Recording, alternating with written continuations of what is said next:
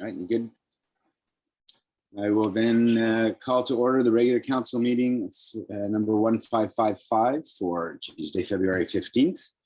And in honor of the Tsleil-Waututh, the Village of Pemberton acknowledges that we are meeting within the unceded territory of the Tsleil-Waututh Nation.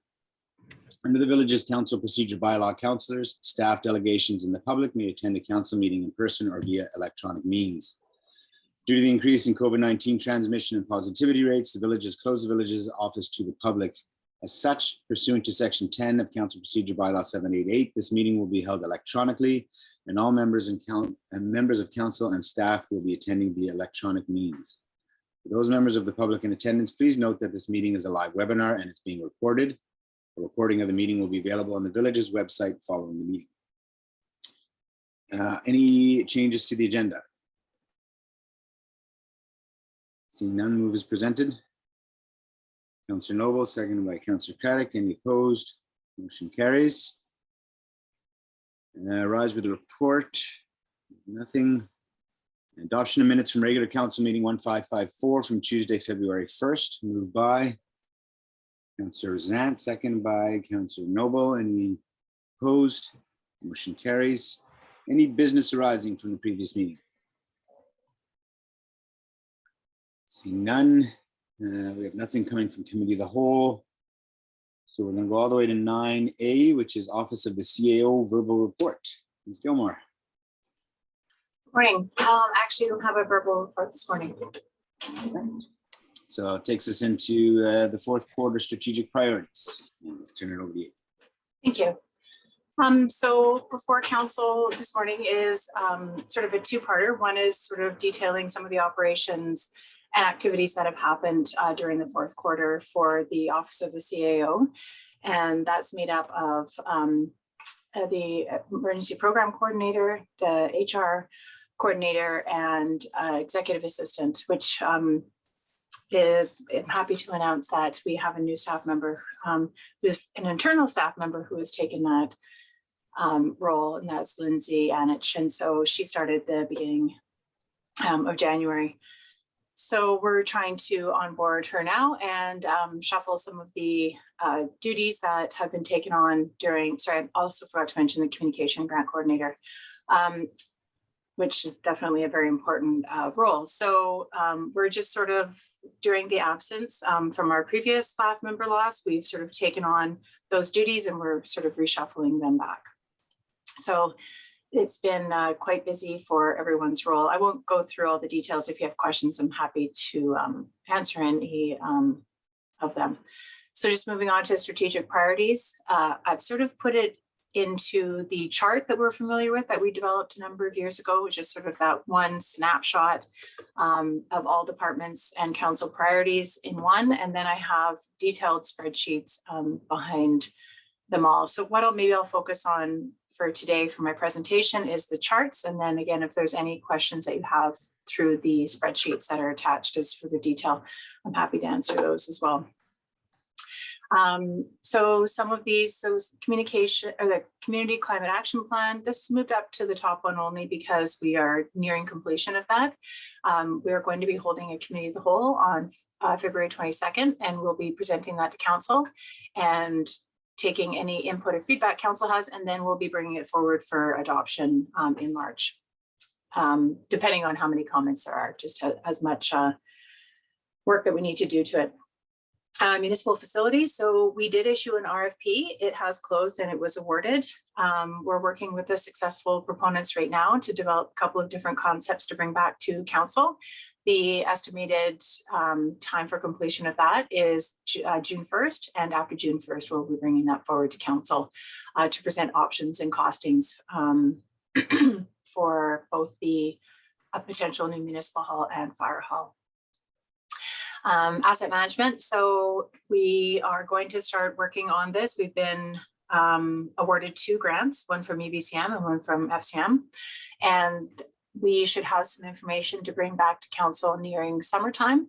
And this will sort of identify, I think, risk tolerance and reserve allocations for making sure that we are funding our asset replacement, whether it's full funding, whether it's partial funding, that those will be the conversations that come forward, and council will set policy on that and that will help us inform budget as we move forward. We're very excited about this project.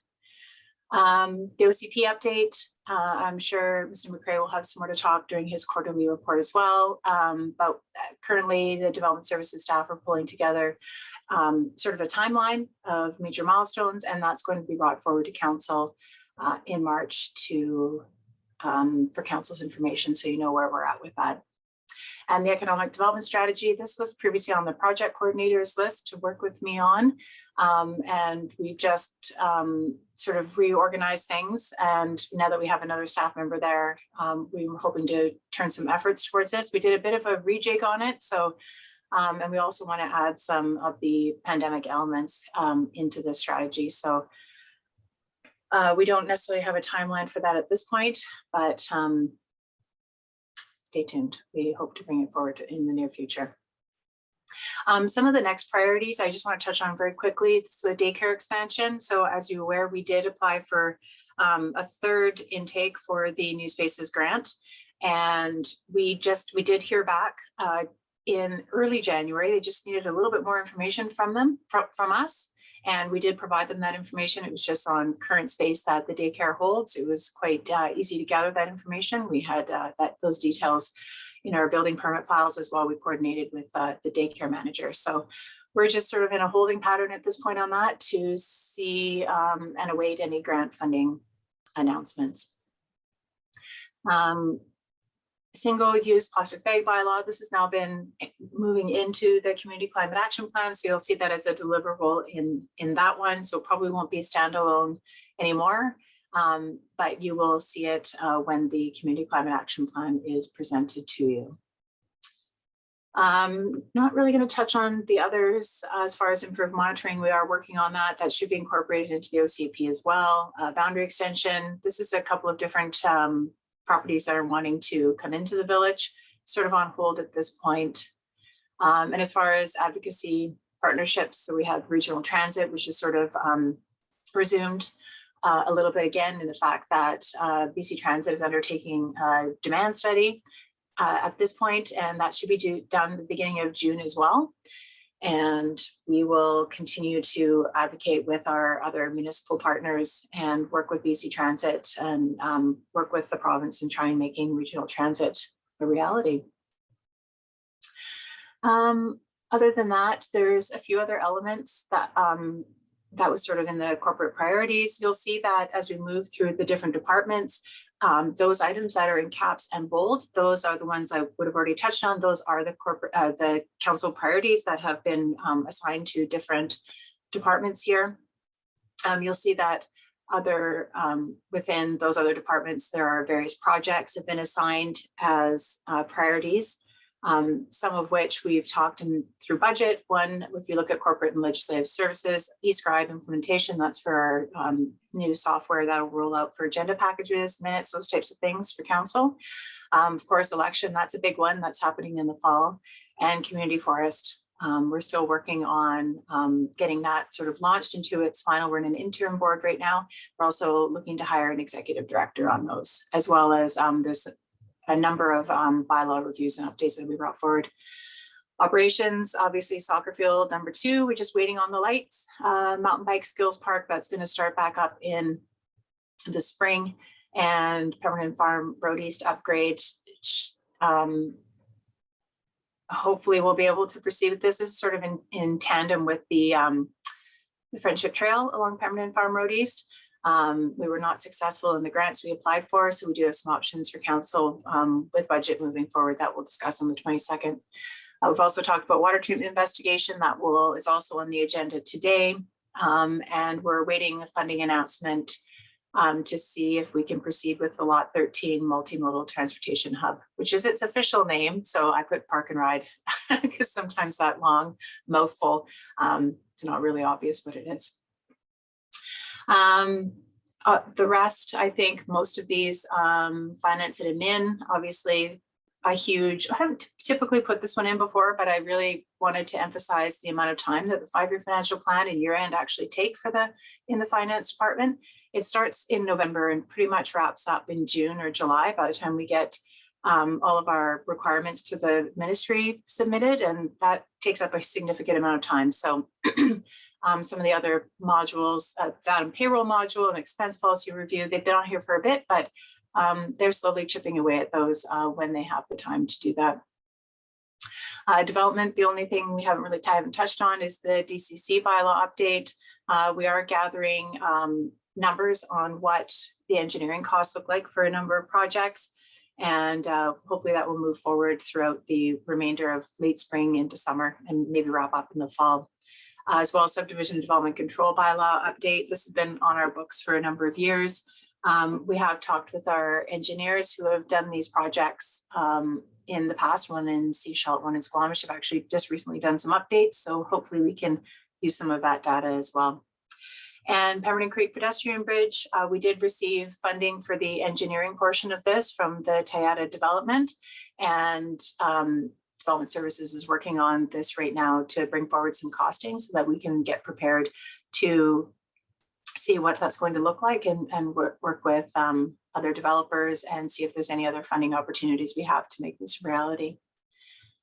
Recreation, so basketball court construction, we are working with Development Services right now on Lot 8, on looking at the concept plan on where this will find its final resting home. I know we still have a little bit of work to do with discussions with the neighbors in that area. It's along Frontier Street. So that is slated to happen in early springtime. And air handling for the rec. So there is not very good heating in the rec, which is the youth and seniors center there building. So this was approved in the budget actually 2 years ago, and they were able to, Recreation was able to sort of pull the trigger at the end of the year last year, and that project will proceed this year. PDCC accessibility project. So this is in conjunction with the library. Emma and Skillis and Ms. Burns presented on that. There was funding awarded for the new entrance, which made also accessibility doors, and that will proceed this year. And of course, the department that has had to open and close and pivot and change, and stay tuned for all those different announcements, have been significantly impacted by COVID-19. We've left that on because it still is causing a lot of changes and upheaval in that department. But hopefully we'll be leveling off on that soon. And the last one, fire. The only one I haven't really talked about is the Meadows Fire Department. And we're working with the Squamish-Lillooet Regional District right now on that to sort of understand what that's going to look like moving forward. And we should have some information to share with council, most likely in mid to end March. That's the plan at this point. We're going to be scheduling a meeting with the Meadows board and between us as well. So stay tuned for more information on that. Other than that, I know I went through that quite quickly, but I know other managers will have some more to elaborate on some of those projects, but I'm happy to answer any questions that council may have on the strategic priorities. Thank you, Ms. Gilmore. Any questions? Councillor Craddock, and I think Councillor Antonelli. Yeah, thank you very much. Ms. Gilmore, just wondering on page 24, under the third bullet, we're talking about the bridge over the Pemberton Creek. Yep. And I notice in a letter we have in our file today from Patrick Wheeler, it specifically lays out some funding available and talks about pedestrian bridges and trails. Have we looked into that funding at all? We are currently reviewing all the funding that's available. What we need to do is make sure that we have a costing, and even if it's a Class D costing, otherwise we aren't able to apply for that round of funding. So we're trying to get that going as soon as we can, and any funding opportunity we can apply for, we will definitely do so. Great, thank you very much. Antonelli. Yeah, thank you very much. Looks like everyone's very busy. I just wanted to follow up on an item that we talked about in our strategic planning session before the budgeting started. It was about starting a discussion about a park, a regional park at the old sewage treatment plant. And we talked about how it might not be, viable to take concrete steps right now, but it would go under the advocacy heading, just to start having a conversation when you had the opportunity. And I don't see that on the chart. What happened with that? It's actually identified, if you look at the outstanding resolutions for corporate and legislative services, it is on an outstanding resolution, so it hasn't been lost. But you are correct. I'm happy to update this this strategic priorities sheet. And actually under other priorities of council, I also need to add social procurement. Those were 2 items that I did miss. So I will happily add those to the list. Great, thanks. Thank you. Yeah, I was going to bring up the social procurement as to where it's at. So thank you for that. With regards to the asset management grants and program that we're doing, when we talk about analyzing existing infrastructure and on future replacement needs and that sort of thing, will these management plans, will this plan capture new development and the requirements for growth? So this is sort of phase 1 of our asset management plan. It's not going to be going back and reviewing all of our assets in detail. That would sort of be step 2 of another project. So it's going to take what we currently have, and it's going to help inform us how we're going to be budgeting for that moving forward into sort of a reserve. We're going to look for grants, something similar to what we do in the DCC bylaw. There's an assist factor, those types of things. So it's not going to do a deep dive and review on what we're at. That we'll have to apply for a second round of funding for and hire a separate consultant. So at this point in 2010, there were some changes in our accounting practices, and we hired an external consulting firm to come in and review the assets. We had that at the time. And since then, staff have been updating our capital assets sheet. So we know what we've done in quite a bit of detail since 2010, but we don't have, say, all of our sewer with all the individual links and type of lines that we have. So it's sort of just that first round, and we'll have to elaborate on the other bit. It wouldn't forecast as to what we're expecting to get for future development, because that's unknown at this time. What happens when we're complete a subdivision, for example, we require the developer to submit a capital asset worksheet that details the engineering and the costs and the different types of infrastructure that we've taken on. And that gets rolled into our capital asset inventory. And you'll see those numbers updated when we bring forward our, it's in summary, but under our different categories such as general equipment, water, sewer, and airport. And those are just the dollar values that increase. And we would take those dollar values when we're looking to project forward as to what we're going to be collecting or putting away for reserves in the future. And what about just in terms of capacity for, wastewater treatment and water and that sort of thing? Where does that get analyzed or captured? Well, we do that every time we see a large development project come in. So a developer, depending on the size, I'm just going to take a smaller scale development. Say, for example, if Tayada, when they came in, they had to pay a certain amount of dollars. It's about $300,000 or $3,000 for water and $3,000 for sewer that they give to us, and our contract engineers run the model. They hold our model, and they factor in all the upcoming development, and they determine whether or not there's capacity. Something like Benchlands is obviously larger than we would see for a smaller development, and there's often more costs involved with that. So we get an estimate from the engineers. We ask them to pay that up front. Of course, we're not in the industry to make money. We do cost recovery. So any funds that we don't use on that, we do refund. So that's all calculated before development even gets approval. Thank you. Any other questions? Go ahead, Councillor Zant. Morning, Ms. Gilmore. Just curious about on your strategic priority status sheet. I noticed second entrance to town on hold.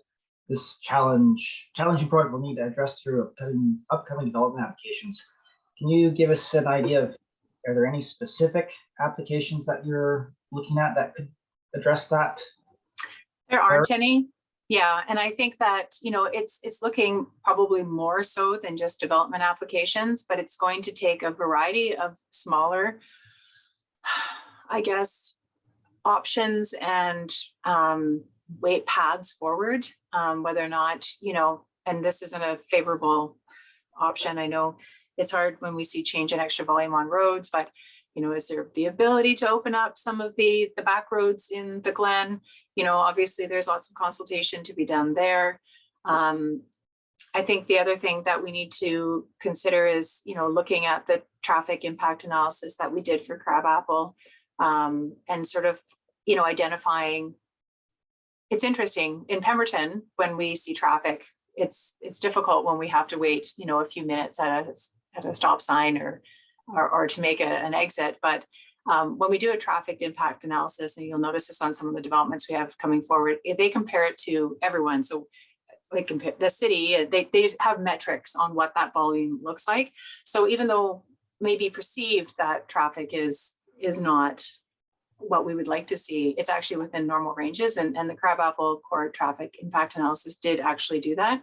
So this is why we sort of have to, if we're looking to change sort of that perception, we're going to have to look at other alternatives. And I think it's probably not probable that we're going to see that. There are some challenges with strata roads that can't be accessed through fee simple lands. They use Tayada and the future Francophone school site. That's challenging. So it's mostly just to keep us aware when we're reviewing applications if there are any options there. Thank you, Ms. Gilmer. It's a fantastic answer. Any questions? All right, seeing none, could I get a motion to receive the CEO's report, please? Councillor Zahn, seconded by Councillor Noble. Further discussion? Any opposed? Motion carries. Thank you. Okay, we're on to 9B, Corporate and Legislative Services, fourth quarter. Ms. Fraser. Good morning. I am here to present the fourth quarter for Corporate and Legislative Services, our administrative update. We touch on a number of different elements of work that we do. So I'm just going to quickly go over there, and if anybody has any questions, please feel free to ask. So our department is responsible for a number of different elements. One is freedom of information requests or access to information requests. This is a process that is run through the Freedom of Information and Protection of Privacy Act. So there are specific timelines and milestones that we have to meet as soon as a request comes in. We have to follow that process. It not only impacts our department, but it does impact any other department that is affected by the request for access to information. So the first step is that we look at the request, we go back to the requester if there's any questions that we have for them in terms of what exactly they're looking for. And then once we've determined that, we fan out to the appropriate department, and they must stop what they're doing and search out the documents. And in many cases, people will make a freedom of information request on documents that are readily available, and then that's a best case scenario. And then it may be just that that information is quite old, and so it's no longer available on our website. It's archived, but anything that has been produced publicly, we are able to release, and so we can move through that pretty quickly. There are other incidents or other requests that come in that do require a considerable amount of time, including going back over old files and pulling those files and then determining whether they can be redacted or not. So the village tends not to receive a lot of freedom of information requests. The breakdown that I've provided shows that we had a total of 7 this year.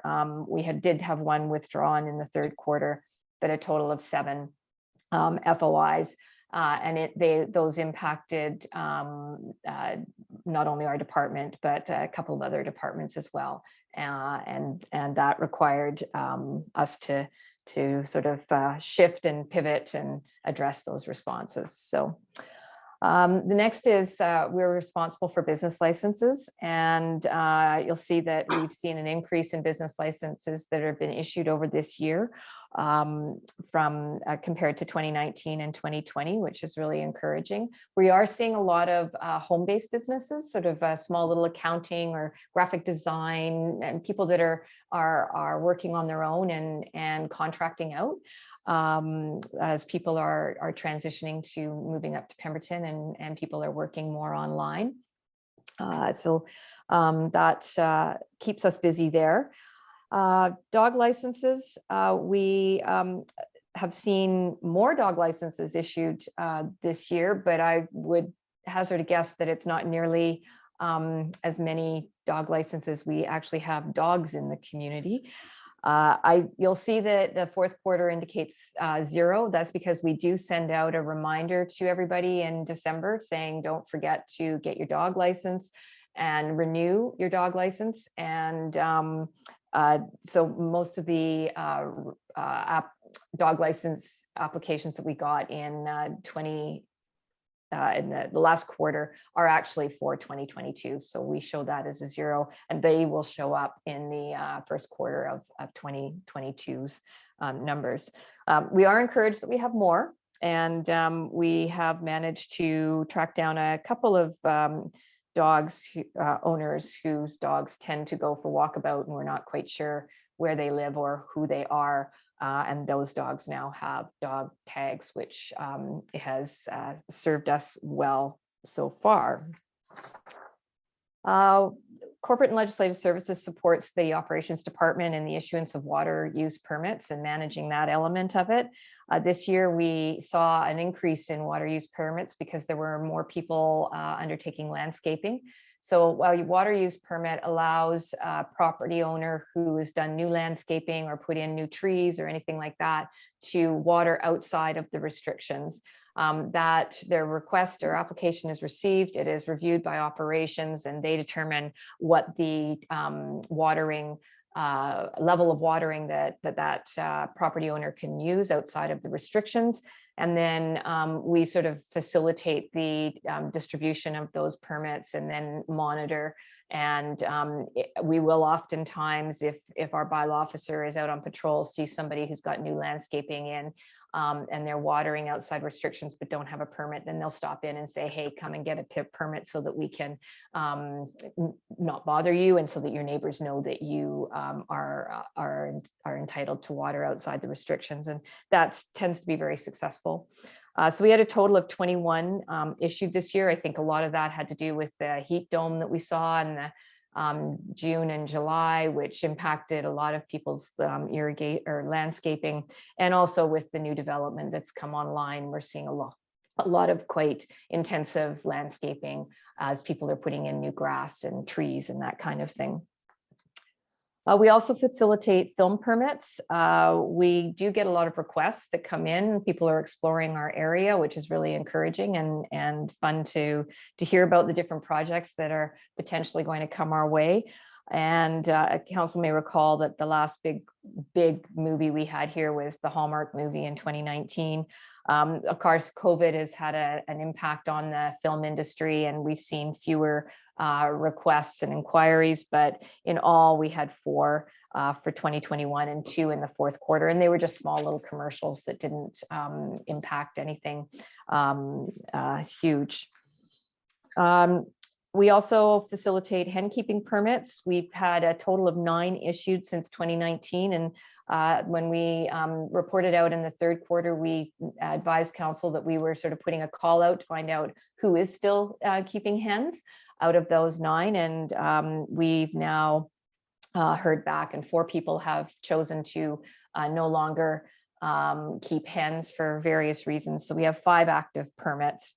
And we're monitoring, so that's good.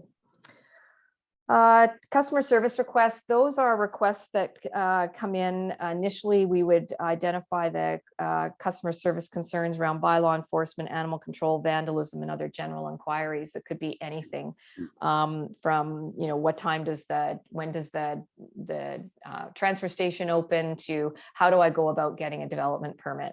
So, it's quite a broad scope. And we have over time started to see, we do receive a lot of customer service requests, and we've been tracking and being a little bit more diligent in our tracking. And we've noticed, so we've started to break it down a little bit more to separate out bylaw from operations and general from operations, because they were all a little bit lumped in together. So when you look at the breakdown, we've definitely are busier and continue to be busy. These are the ones that we've been able to capture. There's also customer service requests that come in through our public works crew that people stop them in the street and that kind of thing that don't necessarily get logged. We definitely in terms of bylaw enforcement, you'll see that the numbers reduced a little bit in 2021. 2020 was quite busy because we were managing a lot of customer service concerns around COVID and the different restrictions. This year, our numbers have reduced a little bit, which is a good thing. However, a little bit of that is to do with the fact that we haven't had bylaw enforcement and the capability to actually respond to bylaw complaints. So there's some concerns that were not captured. We definitely saw an increase in the number of issues we've had with dogs. That is also can be attributed to the fact that we have limited bylaw enforcement and had none over the summer. So a lot of complaints came in because there was no presence in town, and that has been reflected in the number. And unfortunately, we were unable to address many of those concerns as well. General inquiries, now that we've broken it out in between operations and general inquiries, the numbers are pretty much on par. And unfortunately, this year, we were sad to report that we did have some vandalism issues. And unfortunately, it was at the skate park, and it was concerning enough that we did have to involve the RCMP because the language was, the vandalism or the graffiti was hateful in nature and was quite upsetting to some members of the public because it was could be considered to be racist. So RCMP were involved and took over from there, and we haven't had a problem. Bylaw enforcement tickets issued, obviously, because we had a lack of bylaw enforcement this year, we were reduced in our numbers there. But we did have some issues with some challenges over the summer around watering outside permitted timelines with some people who, despite receiving 1, 2, and 3 warnings and conversations with staff, refused to stop watering, and we're watering pretty much 24/7. And so some tickets were issued in that regard. That shows up. And then our bylaw enforcement officer was back at the as of the last quarter. So we had a few more tickets issued, mostly related to chronic problem areas. And then tickets sent to collections, that's been limited due to lack of bylaw enforcement. Finally, our airport operations, although the chief administrative officer is the airport, considered the airport manager, corporate and legislative services deals with a lot of the airport day-to-day elements outside of what operations does. Operations takes care of the grass cutting and snow clearing and that kind of thing. But our department files all of the notice to airmen, monitors what's happening out at the airport, and follows up accordingly. We also take all inquiries around lease requests, of which we probably get 4 or 5 a year, and just general inquiries from pilots asking if the runway's open and if what are our hours of operation, do we have instrument landing system, and that kind of stuff. So that is something that we manage on a regular basis. That's my update. I'm happy to take any questions if council has any. Ms. Fraser, any questions? No questions. It's just that clear. All right, well, thank you for the report. If I could get a motion to receive, please. Councillor Noble, seconded by Councillor Antonelli. Any opposed? Motion carries. Okay. Outstanding resolutions. Okay, it's me again. So this is our regular report that we bring in every quarter, and it's sort of in alignment with the CAO's strategic priorities report, in that it identifies outstanding resolutions and directions from council. There are 3 outstanding resolutions that are follow-up from previous council, and I know that they've been on the the list for some time. But having said that, work has been moving forward. In the case of affordable housing development cost charge, we've been working through that process, and there'll be, this kind of this approach will be incorporated into the OCP update, and it'll also be incorporated into the DCC bylaw update. And we are looking at seeing if we can bring forward an amending bylaw right now that will address specifically around the affordable housing, and just to bring in an amendment. So council may see that coming up in the next couple of months. We're just looking in how we bring that forward. Boundary extension, that's been on hold right now, and the single-use items reduction strategy, that has been moved into the community climate action plan, and it will be a recommendation that comes out of that project. So we're moving along with different applications, and I think the one thing that will be coming up that we'll be seeing move off this list is the council remuneration that will come forward at the budget session on February 22nd. So that is where we're at. If anybody has any questions, please feel free to ask. Any questions? Question and a comment myself. The calls to action, truth and reconciliation calls to action. Do you have an idea when that's going to come back to council? We don't have it assigned. Well, we sort of have it assigned in a partial report drafted. My recommendation would be, once we finish the New Quantois gathering, that we bring that forward. Thank you. I look forward to seeing that and having that conversation. And I also am hopeful we'll be able to accomplish our affordable housing development cost charges and DCC updates, so that we can capture some of the development there, all the development that we're seeing coming down the pipe in the next few years. If there's no other questions, can I get a motion to receive, please? Councillor Caddick, second by Councillor Noble. For the discussion, any opposed? Motion carries. And we're still with Ms. Fraser. We're on 9B3, the appointment of approving officer. Thank you. The purpose of this report is to recommend to council that Tom Chima, our manager of operations and projects, be appointed as the approving officer for the village of Pemberton. The approving officer is an independent of the local government. It's responsible for making rulings on subdivision proposals. The approving officer has the authority to use discretion and can approve or reject a proposal, and acts in a judiciary manner, and is delegated the responsibility for making decisions respecting subdivision applications. And this is all pursuant to Section 77 of the Land Title Act, which is sets out the role of the approving officer, and identifies the type of position or person in the position that establishes the approving officers, that would hold the approving officer's position.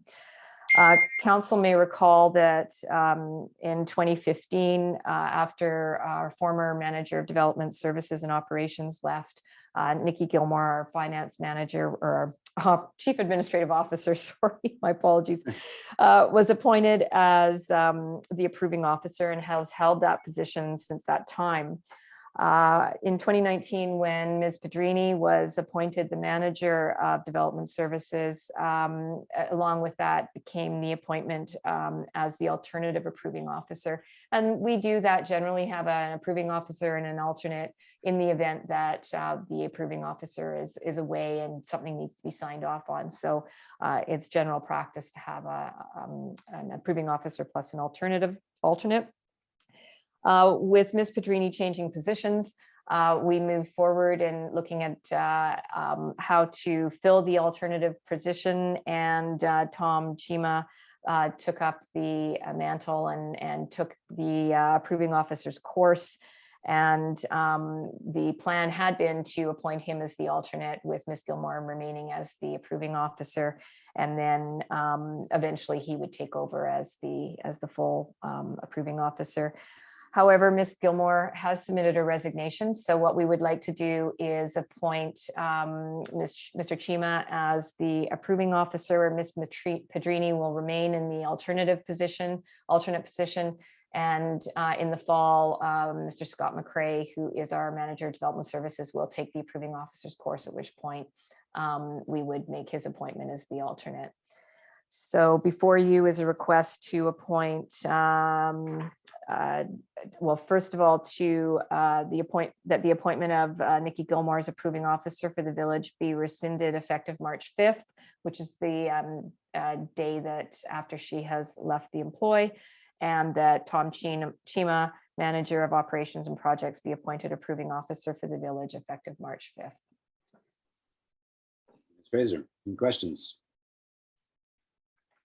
Would somebody like to make the first motion that the appointment of Nikki Gilmore as approving officer be rescinded as of March 5th? Moved by Councillor Noble, seconded by Councillor Antonelli. Any opposed? Motion carries. And then we'll need a motion to appoint Mr. Chima as the approving officer effective as of March 5th. Councillor Craddock, seconded by Councillor Noble. Any opposed? Motion carries. Okay, on to the appointment of financial officer. Yes, so that's why I was getting mixed up. I've got all these appointments I'm working on here. So the purpose of this report is to rescind the appointment of Ms. Gilmore as the finance officer for the village and recommend the appointment of Mr. Thomas Sikora, who is our manager of finance, to the position of finance officer. Pursuant to section 146 of the community charter, the local government must establish officer positions. And one of those positions is the financial officer, which is usually held by the manager of finance. It may also be held by the corporate or the chief administrative officer, which we have certainly done in the past. That is when Ms. Gilmore took over as the finance officer, was in August 2021, when our former manager of finance left to go to another opportunity. And so Ms. Gilmore was appointed at that time. Mr. Segura joined the village in November and has been managing and leading the finance department up until now. And it would be appropriate at this point, with Ms. Gilmore leaving us at the end of February, beginning of March, to appoint Mr. Sikora as the finance officer for the village of Pemberton. And so before you is a request. There's a few different elements to this. First, that the appointment of Ms. Gilmore be rescinded effective February 15th, and that Mr. Sikora be appointed the finance officer effective today's date, and that Mr. Sikora be added as an administrative signing authority on the village a TD account, Scotiabank account, and North Shore Credit Union account, and that he also be added as a signing authority on all authorizations from MFA, Municipal Finance Authority. We will be bringing forward a resolution or a recommendation for Ms. Gilmore to be removed as signing authority, but that will be at the March 8th meeting. Ms. Fraser, any questions? Councillor Craddock. You're on mute.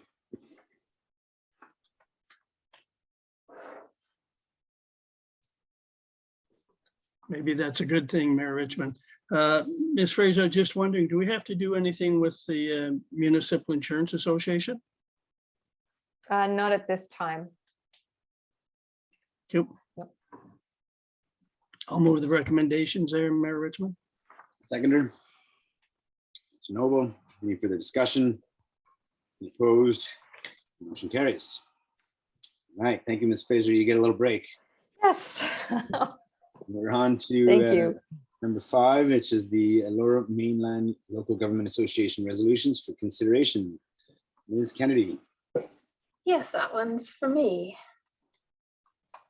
So thank you for taking the time to hear my report this morning. And the purpose of the report is to present to Council research on the topics of highway rescue service funding and old growth forest preservation to facilitate the crafting of resolutions for consideration by the Lower Mainland Local Government Association at the 2022 annual conference and annual general meeting to be held from May 4th to May 6th in Whistler. The deadline for submission of resolutions is Friday, March 4th. And to regular council meeting number 1554, council approved a resolution addressing the costs of policing in small communities as their populations cross the threshold of 5,000. And that approved resolution and a backgrounder prepared by staff are attached as Appendix A. Also at regular council meeting number 1554, the council asked staff to provide information regarding the funding of highway rescue services provided by volunteer fire departments. Highway rescue services managed by Emergency Management BC, and the fire departments and search and rescue groups that provide the service are reimbursed by EMBC according to a schedule under policy number 2.07.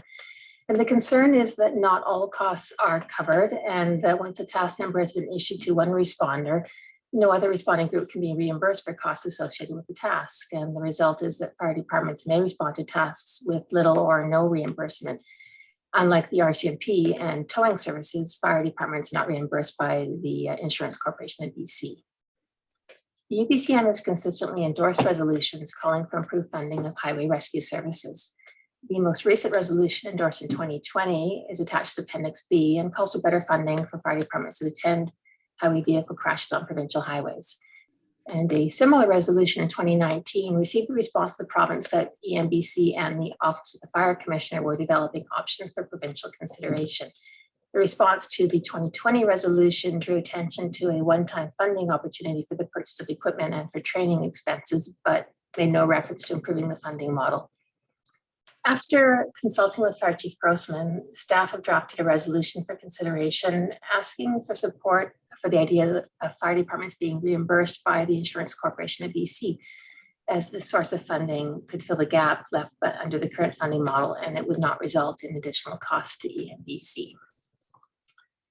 And should council approve the draft resolution, staff will prepare a backgrounder for submission with the resolution to the LMLGA conference. Staff were also asked to do some research on old growth forests in general, and found that this topic had been discussed at Yeah, sorry to interrupt. I just think it might be a little easier if we go one resolution at a time, just Sure. in case there's any questions or thoughts and people don't move them. So any thoughts or questions on the resolution that was drafted by staff for us? Happy with that? Good job. Okay. So somebody like to make your resolution to as presented there, Councillor Craddock, seconded by Councillor Zant. Any further discussion? Opposed? Motion carries. Sorry about that, Ms. Kennedy. Carry on. Thank you. Okay. So regarding old growth forests and forestry in general, it's certainly been discussed at UBCM frequently in recent years. And actually in 2021, due to a large number of very similar resolutions, the UBCM executive presented a special resolution consolidating the other 7 and addressing all in one resolution at old growth protection, sustainable forest management, economic transition for affected communities, and ensuring that decisions are made based on the best scientific information available. And the special resolution called for the province to engage and consult with local governments and with Indigenous communities as it moves forward to implement recommendations within the Modernizing Forest Policy in BC intentions paper, including matters related to old growth designations and deferrals. So staff note that any resolution addressing forestry issues in 2022 will need to acknowledge what has been accomplished to date and either identify gaps in the province's approach or advocate for new direction. And so staff are looking for comments or suggestions from council regarding a possible resolution regarding old growth forests. Thank you. And Any input on that? Councillor Antonelli, go ahead. Yeah, thanks for all that background research. That's super helpful. I think it gives us a good idea that this topic is actually really well covered, through this group of organizations. I really did appreciate the SLRD's resolution.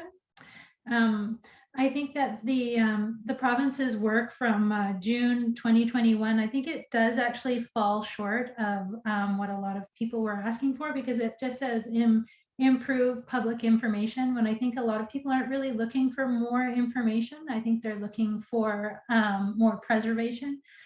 But then your report goes on to say that what we really need to do now is identify the gaps in what has been done and what we feel should be done. But it's a pretty pretty complex topic. And I don't know that I can really, provide expertise there. But I would say that I think this topic should remain sort of alive. We should be coming back to it and hearing what the community has to say about it, and that kind of thing. But for right now, I don't have any more specifics to add to a resolution. Thank you. Anyone else? Councilor Craddock. Yeah, thanks very much, Mayor Richmond. I'm wondering also with the future hiring of an executive director for the partnership in the community forest, between that person's experiences and the manager of Cutwalk out there, Clay Tyndall, if that information is going to be helpful coming forward, and maybe they can provide something to that board, which can come back to council. And I think it's top of the mind for everybody on that board to make sure we protect old growth. So I'm hoping that we're going to have that person in place in the next few months, and maybe that'll be helpful for this information also. I spoke with Clay actually yesterday, and I have a meeting with Ms. Nightingale tomorrow. And so, yes, the conversation is ongoing, but I spoke with Clay yesterday, and we were talking about ways for more engagement and information sharing and public participation. And so there is the open house coming in March. Even if we don't have our executive director in place, I think they're going to try to make that March open house. And then we talked about probably in May would be most likely, depending on snow melt, setting up a field trip for those that really want to get a more in-depth look at our cuts and how they get allocated and what gets cut and what doesn't. So Clay's very keen and proud to set that up. So that'll be coming our way, hopefully. Not hopefully, that'll be coming our way in the spring. Okay. Anything else on that? Seeing none, I don't think we need any more resolutions on that. So thank you, Ms. Kennedy. Thank you. And we're on to C, Development Services. We'll wait for some staff to join us.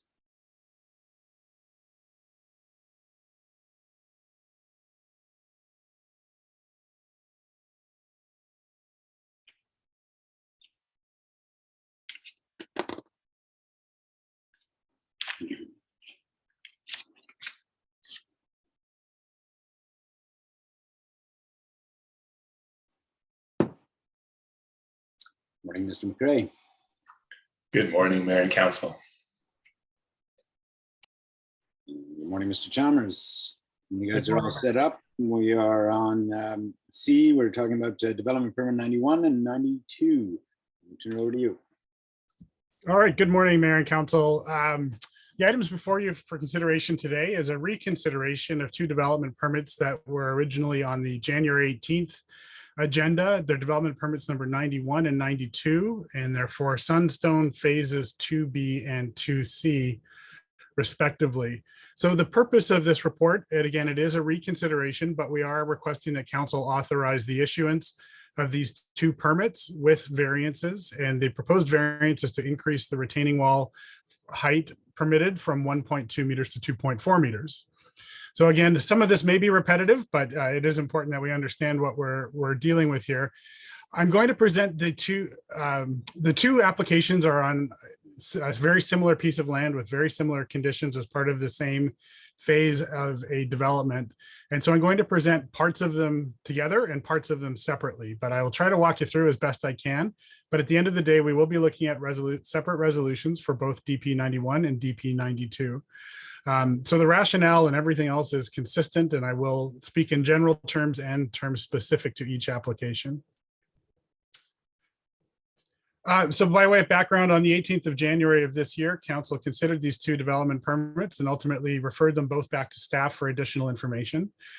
Staff did subsequently meet with the applicants to discuss the way forward, and the applicants provided some additional rationale, which is attached to the agenda package, and I will touch on briefly, but they then elected to have us come back with effectively the same permits. So there's been one minor change to each of the two permits. And in each of those permits, council may recall, they passed a resolution requesting additional language in each permit to obligate the future owners of the individual lots to maintain whatever landscaping ultimately appears. So that those clauses have been added to each permit. The deeper background on this, both of the DPs are the result of subdivision applications filed with the village. The approving officer, responding to overall municipal interest and some directions of council, has required that every development on the hillside prepare a comprehensive grading program as a condition of subdivision approval. So that's been happening now for probably a year and a half, maybe closer to 2 years. And most of those development permits have been issued at a staff level. So the manager of development services has a delegated authority to issue minor development permits. And most of the applications that have come in to date have been handled as minor development permits and have been approved. The approach to these permits is slightly different because both of them include the same variance request from 1.2 to 2.4 meters in maximum retaining wall height. As soon as a variance is introduced, that it no longer constitutes a minor development permit and is a matter of council to decide. So staff does not have a delegated authority to decide on the variance component of these applications, which is why it's been coming before you. By way of history, in addition to the January 18th meeting, there was an earlier committee of the whole direction. And once again, I forgot to include the date, but it was in mid-December for DP 91. And in DP 91, the rationale or the resolution of the committee of the whole was to recommend that the application brought forward with the variances. The sites, as you know, there's two separate subdivision applications and hence two separate development permit applications. You can see on the attached drawing phases 2B and 2C. 2B is DP 91, 2C is DP 92. 2B is a proposal to create 7 new residential lots and 2C 18 lots. Both of the lands are appropriately zoned the RSA1, the Sunstone Amenity Zone. And as both are in the hillside, we are paying additional attention to promoting comprehensive grading. There's two options to achieve the grading on this site. And this is really the nexus of the discussion with council. The top option is the option that conforms with the Village of Pemberton zoning bylaw. The effective difference between that and the proposal, which is the drawing on the bottom, is the retaining wall height permitted. What doesn't change between the two is the amount of land being retained, the general location and type of the retaining walls. Those stay constant. The issue before council is really, do we want the retaining to happen as a series of smaller walls, which are set back 60 centimeters, and typically that will accommodate some ground cover. So there is an opportunity to provide some visual screening, or the alternative that the proponent has come forward with, and which staff are supporting, are fewer, larger walls with more robust landscaping strips to permit some vertical landscaping, higher trees and so on. And there's some landscape plans attached to the schedules of the permits, which we'd encourage you to take a quick look at and to note the difference between the two different landscape approaches. So that's really the issue at hand. And that will become relevant when we talk about the options we're going to present to council in a minute. So getting specific to each DP, again, they're different sites with slightly different conditions. So DP 91 is to facilitate the 7-lot subdivision. The variance request in DP 91, again, is to go from 1.2 to 2.4 meter maximum retaining wall height. And this illustration basically shows the location of the retaining walls. So they are hillside sites. We have been trying to promote comprehensively planned retention rather than individual site retention, which has typified some of the earlier phases of this neighborhood. And we do think at a staff level that it is working. It's certainly working better than the way it had in the past. But this is an example of a site where we're looking at potentially a different approach to the site grading or a conventional approach. And that's the question before council. In terms of the grading and retention plan, again, this is a pretty detailed drawing. We won't get into the nitty gritty of it, but the gray lines to the rear of the homes is effectively the retaining areas, the areas that will require retention. The landscape plan for the proposal, which is for the larger walls with more robust landscaping. There's additional sketch drawings in the agenda package, but if approved, the landscape deposit for the landscape as proposed would be $28,770. I'm going to skip over that for now. DP 92, this is for Sunstone Phase 2C, a slightly larger development. Again, the gray areas, the linear areas, identify the retention areas. This will facilitate the development of 18 hillside lots. The same variance request applies, 1.2 to 2.4 meters. That we are aware that some additional work has happened and the proponents may not need to exercise all of the retention that's shown in this.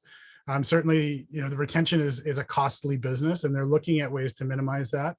That will, as these development permits are permissive, if there's a reduction, we may be able to accommodate that at a staff level.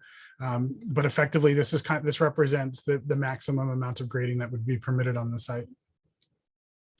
Again, a similar detailed drawing showing the different tiers of retention that are required to render the site developable. This one, again, these are illustrations of the landscape that's proposed, and the difference between the two retaining wall options that are available is that the larger walls will have an equally larger setback between the retaining structures, which does reach a point where more vertical landscaping would be permitted. So you do see in this illustration some additional tree plantings and other things, and hence the security for the landscape deposit for Phase 2C would be $44,544. This is some new information that we're going to present, and it is attached in the applicant's letter to the agenda. The rationale for the retaining walls, and again, this rationale would apply whether the walls conform with the zoning bylaw or not. But at the last council meeting, there was some question about the extent of the rear yards and so on, and whether the retaining walls were for a structural or a yard purpose. This illustration identifies one scenario which we at a staff level believe is the most common scenario. Is every development in Pemberton, we do promote outdoor living space. The development permit area guidelines for multifamily development require a certain proportion of outdoor living space in the form of decks and patios and so on. On a hillside environment, it's most typical that the decks will be a standard component of the construction and one that we ought to encourage for livability in our neighborhoods. This illustration, if you can follow my cursor, this is the rear wall of the house structure. This is the deck projection, a reasonable deck at 4 meters, and the supports. And as you can see, where it starts to turn blue is the retained soil. So structurally, there needs to be some setback between the edge of the retaining wall and the structural posts. So the applicants furnish this information to illustrate that this is not solely an attempt to create a yard. Another scenario would be that there may not be a deck and there would be a modest 5 meter rear yard. Again, as outlined in the staff report, staff do not object to some retention for rear yards. We think livability of neighborhoods, it's important to provide people access to private and semi-private outdoor space. But even at that, there would be a requirement for some extension to the retaining structure beyond just the foundation. The retention, as we understand it, not being geotechnical engineers, the retaining structures couldn't really pick up at foundation level. There need to be some additional space there as well.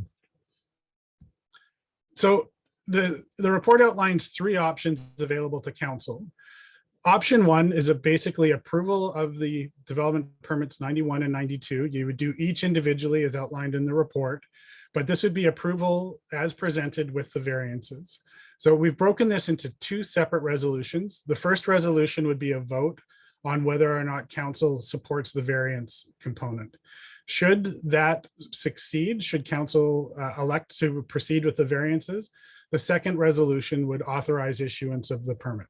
So that's option 1, which is approval as presented. Option number 2 in the report is to decline the variance and refer the development permits back to staff for issuance without variances. So again, these are not discretionary approvals at a development permit level. The only discretion that's available for a decision is the variances and whether or not they proceed. So option 2 would come around in 2 events. That might be the resolution that council chooses to decision, or if the first resolution in option 1 were to not succeed and council elects not to proceed with the variances, the suggestion is you would revert to option 2 to decline the variances and refer back to staff as a minor development permit. Option 3 would be a referral back to staff, and we've included the standard wording with an opportunity for council to include some specific bullet points. Should council want to proceed with the variances, subject to reconsideration in the future with additional information. So we're happy to help you walk through. We realize these are getting somewhat convoluted and complicated resolutions, but at this point, staff are recommending option number 1, which is approval with the variances. We recall that when we brought forward the zoning amendment to the zoning bylaw to increase retaining wall heights to 2.4 meters, council elected not to proceed in January of 2020, largely because they wanted the ability to assess them on a site-by-site or case-by-case basis. Staff have worked diligently to implement hillside planning and comprehensive retention and grading plans since those discussions in 2020. And in this instance, we believe that the increased setbacks, the visual appearance of 2 walls versus 4 or 5 walls will be effectively the same. The 2.4 meter walls will enable the ability for more vertical landscaping and better screening. And just to conclude with, again, the question before the village is not necessarily whether or not there will be retention or the amount of land that will be retained. It's what form the retaining walls will take, whether they will have a variance and be 2.4 meters or be limited to the zoning bylaw standard of 1.2 meters. So with that, Mr. Mayor, I'm open to any questions that council may have, and then we'll be available to help you with the decisions should that be necessary. Thank you very much, Mr. Chalmers. Can you take your screen down for a few moments? Thank you. And Mr. Chalmers covered it right at the end there, but I was going to say something similar just in terms of sort of recapping how we got here. 2 years ago, we were brought, in January 2020, we had a look at the zoning bylaw to see if we wanted to increase the retaining wall sizes. We decided to leave them at 1.2 meters, which is fairly low, with the ability to look at variances and requests on a case-by-case basis.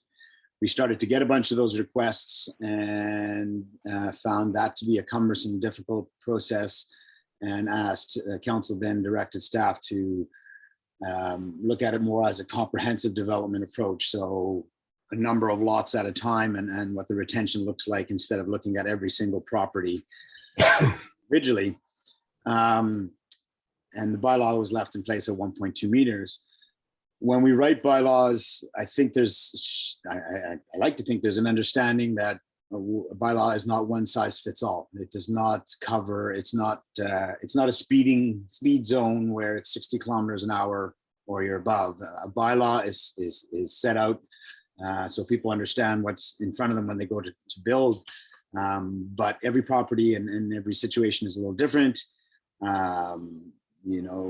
Depending on where the rock is, which way you're facing, all that sort of thing. There's a lot of different elements. So to me, the idea was that variances be available when appropriate. I guess bottom line is for me, council's approach from the very beginning, from the time we looked at the bylaw right through now, is to make sure that this development blends well with the natural landscape, sits well on the hillside. And so that is sort of the direction we've taken, and I'm looking forward to hearing from questions and comments from council in terms of if we're achieving that goal, how we can best achieve that goal.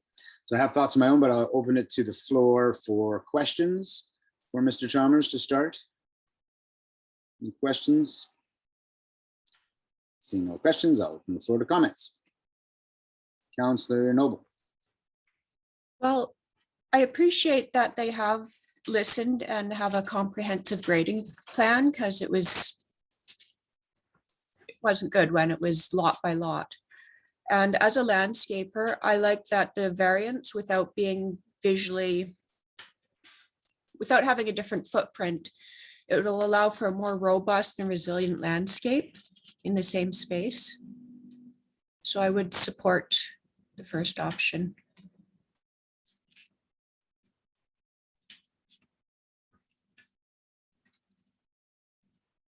Sorry, Councillor Antonelli, go ahead. You were talking there on mute for a bit. I don't know. I don't know how long I was on mute. Was I on mute for long, that whole little spiel? No, okay, good. So it's a table, the floor is yours, Councillor Antonelli. Okay. Yeah, I think as Councillor Noble said, I think it's really important that the developer has moved forward with this comprehensive approach, and that will go a long way towards solving a lot of our problems here. I appreciate the diagram showing the deck and providing a bit of a rationale for using retaining to build out the backyards. And I do think that the landscaping will help out with, screening these big walls. I guess when we discussed this in December and I had some concerns, it was not for the occasional 2.4 meter wall. It was for swaths of tall walls. And for the most part, I think this is going in the right direction. There are still, I think it was 2 or 3 properties that are showing 3 tiers. And so that's getting, over 7 meters of retaining. And I think if you're retaining 7 meters, then you have to look at whether you are trying to achieve the hillside development guidelines. And, maybe you need a little bit of a different style of backyard or something along those lines for, 7.5 meters of retaining. But it's really only a few properties, 1 or 2 or 3 lots. So what I would say is I would support this, but I really hope that staff can go back and work with the developer on trying to eliminate those areas that need 3 tiers of retaining. So, I think we should be flexible and look at how we can build out the backyard a little bit to support that deck livability. Yeah, I support all that, but 3 tiers is a little too much. So I hope, if I do support this, that staff will work with the developer on that because, well, I already said it. So yeah. Comments? Anyone else? Okay, I'm not seeing any more comments or questions, so I will look for a motion then. Oh, sorry, Mr. Chalmers, did you have something to add? Mr. Mayor, just in terms of process, there's 2 separate permits, so 2 separate considerations. So just a reminder. Thank you. Thanks. So we're looking at DP 91 here. We have options presented. Would somebody like to make a motion on DP 91? Councillor Noble, go ahead. I'll move recommendation 1. Is there a seconder? I will second it for discussion. Any further discussion on the motion? Call the question. Any opposed? Motion carries. And now on, just so I don't mess this one up, is there a second motion for DP 91 or do we go right to DP 92? So, Mr. Mayor, I'd consider there were 2 resolutions as part of option 1. So if you dealt with the first one, that would approve the variances. We would require a separate resolution to authorize issuance of the DP with variances as outlined in bullet 2. Okay, moved by Councillor Noble, seconder. Councillor Zant, any discussion? Any opposed? Motion carries.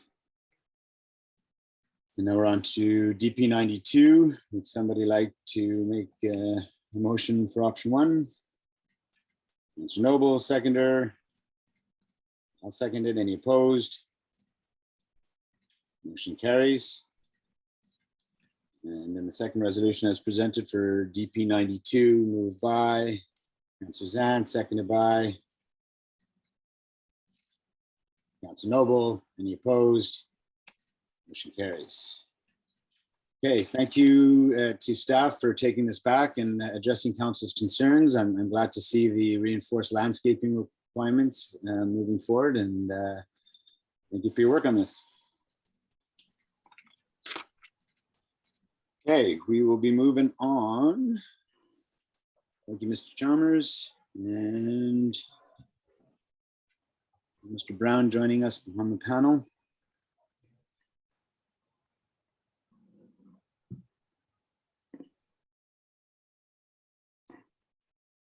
Will I be seeing Mr. Brown, or is he in the, oh, there we go. Good morning, Mr. Brown. Good morning. So thank you, Mayor and Council. My first opportunity to present to you. It's been a while. That's good to be here today. So the application presenting today comes from the Agricultural Land Commission. So let me just share my screen here.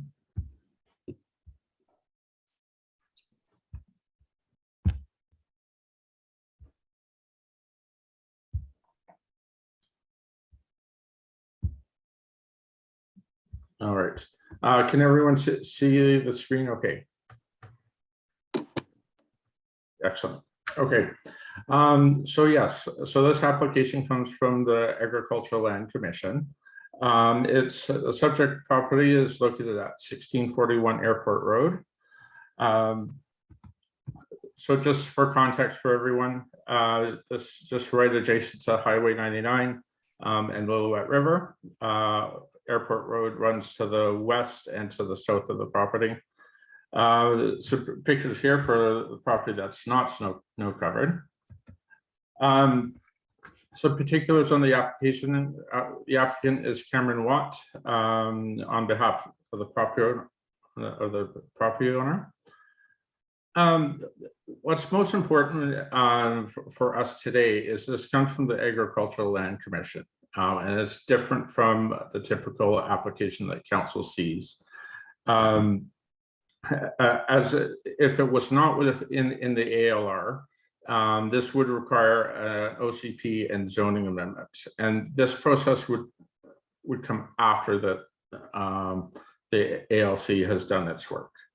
The reason we do this is OCP and zoning amendments have quite an extensive process, various studies, whether traffic impacts, different things get looked at, all of which is moot if we do not get a positive decision from the ALC.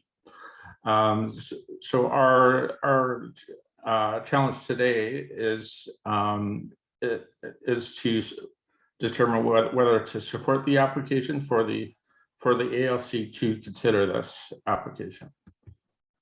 So a little bit of background on the ALR. So this is a provincial-wide land use zone that promotes and preserves agricultural land in the province.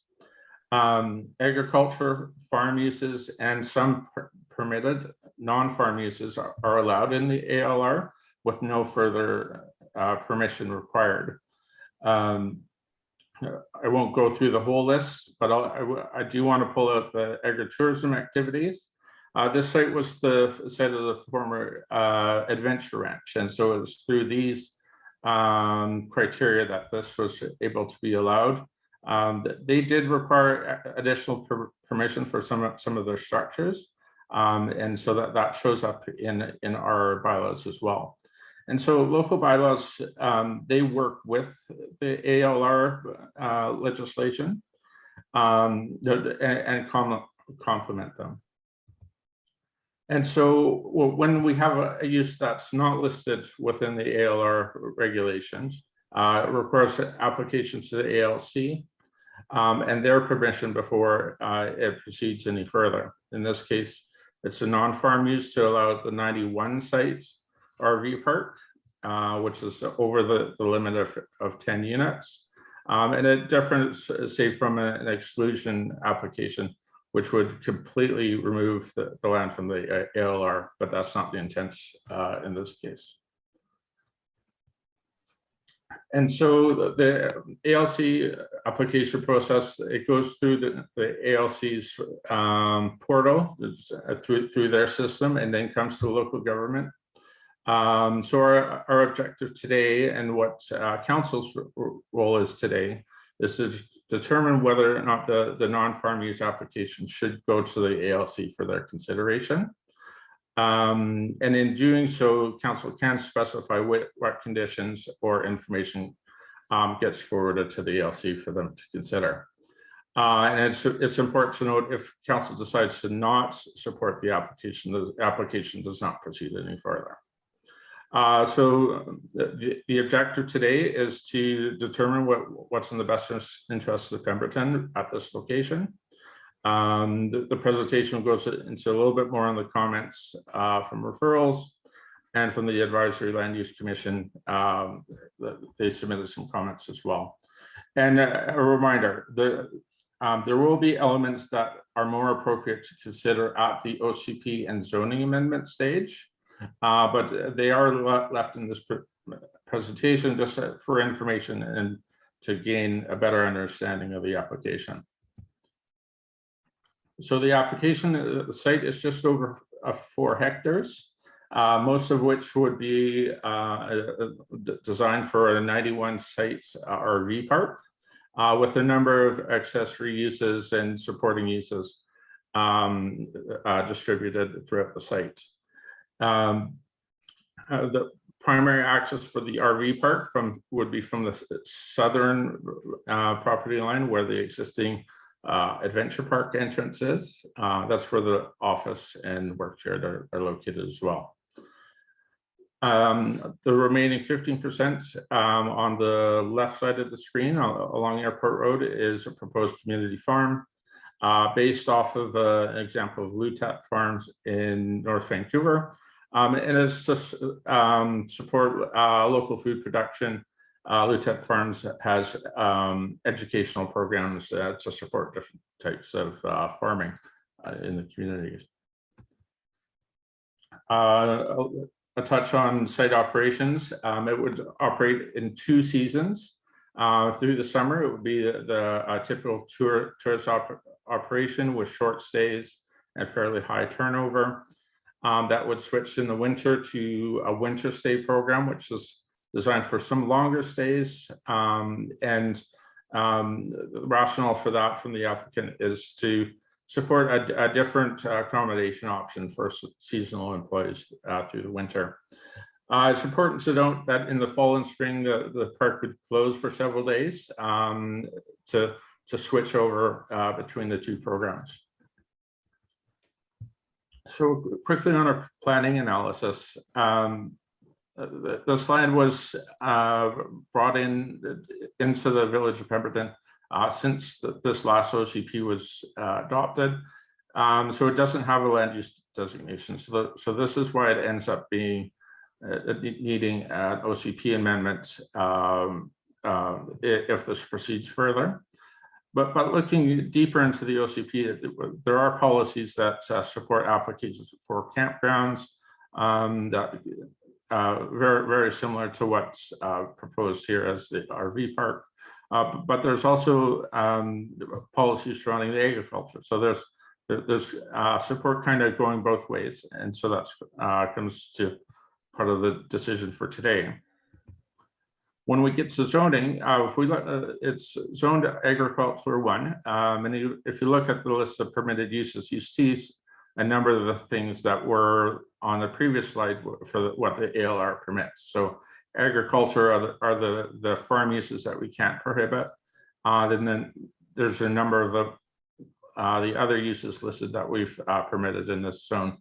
And then note the adventure tourism business, which reflects what was this was used before. But most notably, the RV park does not show up here. So that means it's a zoning amendment. And again, because of the land use designation, we need to designate that appropriately.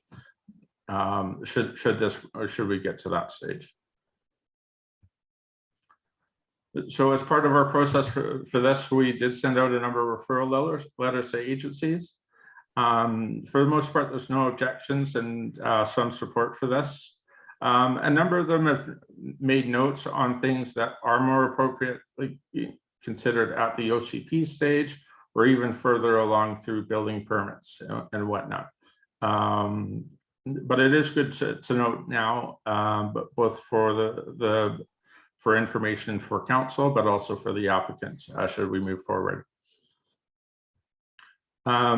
We submitted, or we sent out referrals to our internal departments as well, again, with some positive comments and notes on the application. With the ALC process, there is no requirement for public notice, but staff always encourage the applicants to communicate with the immediate neighbors so that they are aware of a pending application. So with that, the neighbors that then contacted staff and submitted a letter opposing the application, citing a number of concerns over density and impact to the area. Now, all of this information was brought to the Advisory Land Use Commission a couple of weeks ago. They had a really good discussion going over a number of the issues that are contained within the application, and a number of the points that were brought up both by the neighbors and by the different agencies. And so they brought forward a resolution that looks a lot like what the staff recommendation is at the end. I'll go into that a little bit more when we get there.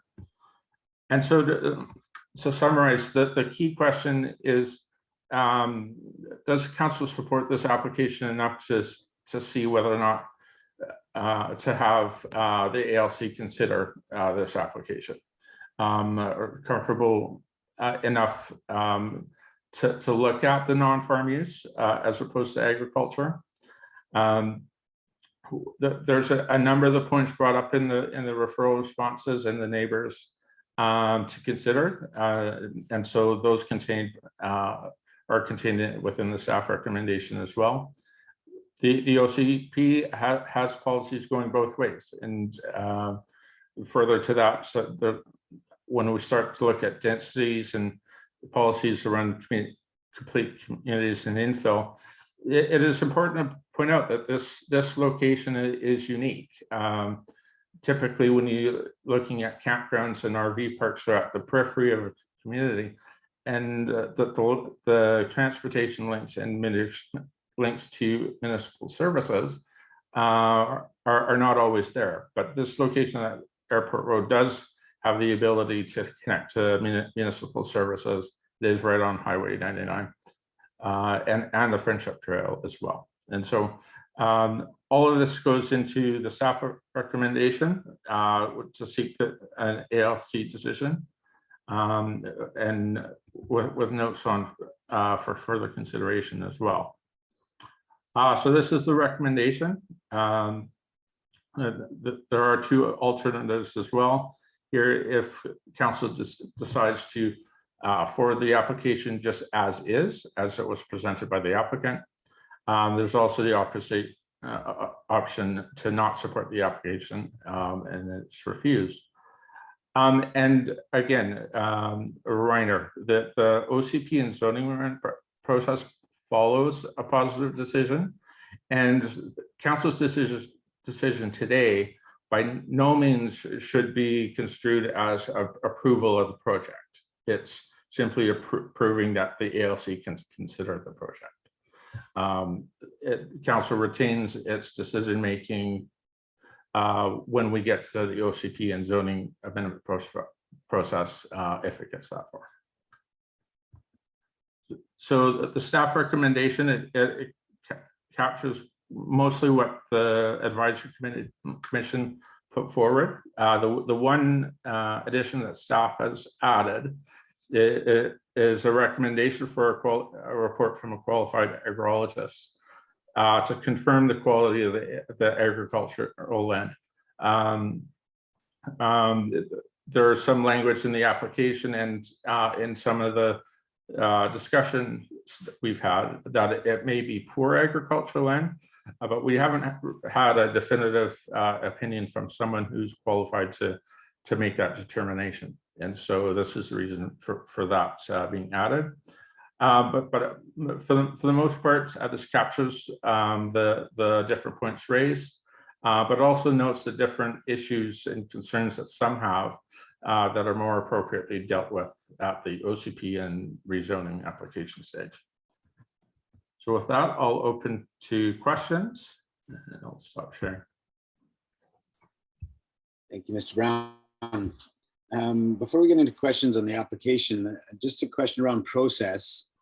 I mean, ultimately, it'll probably take us to the same place, but we look at a lot of these applications, or a number of these applications, at the Regional District Board.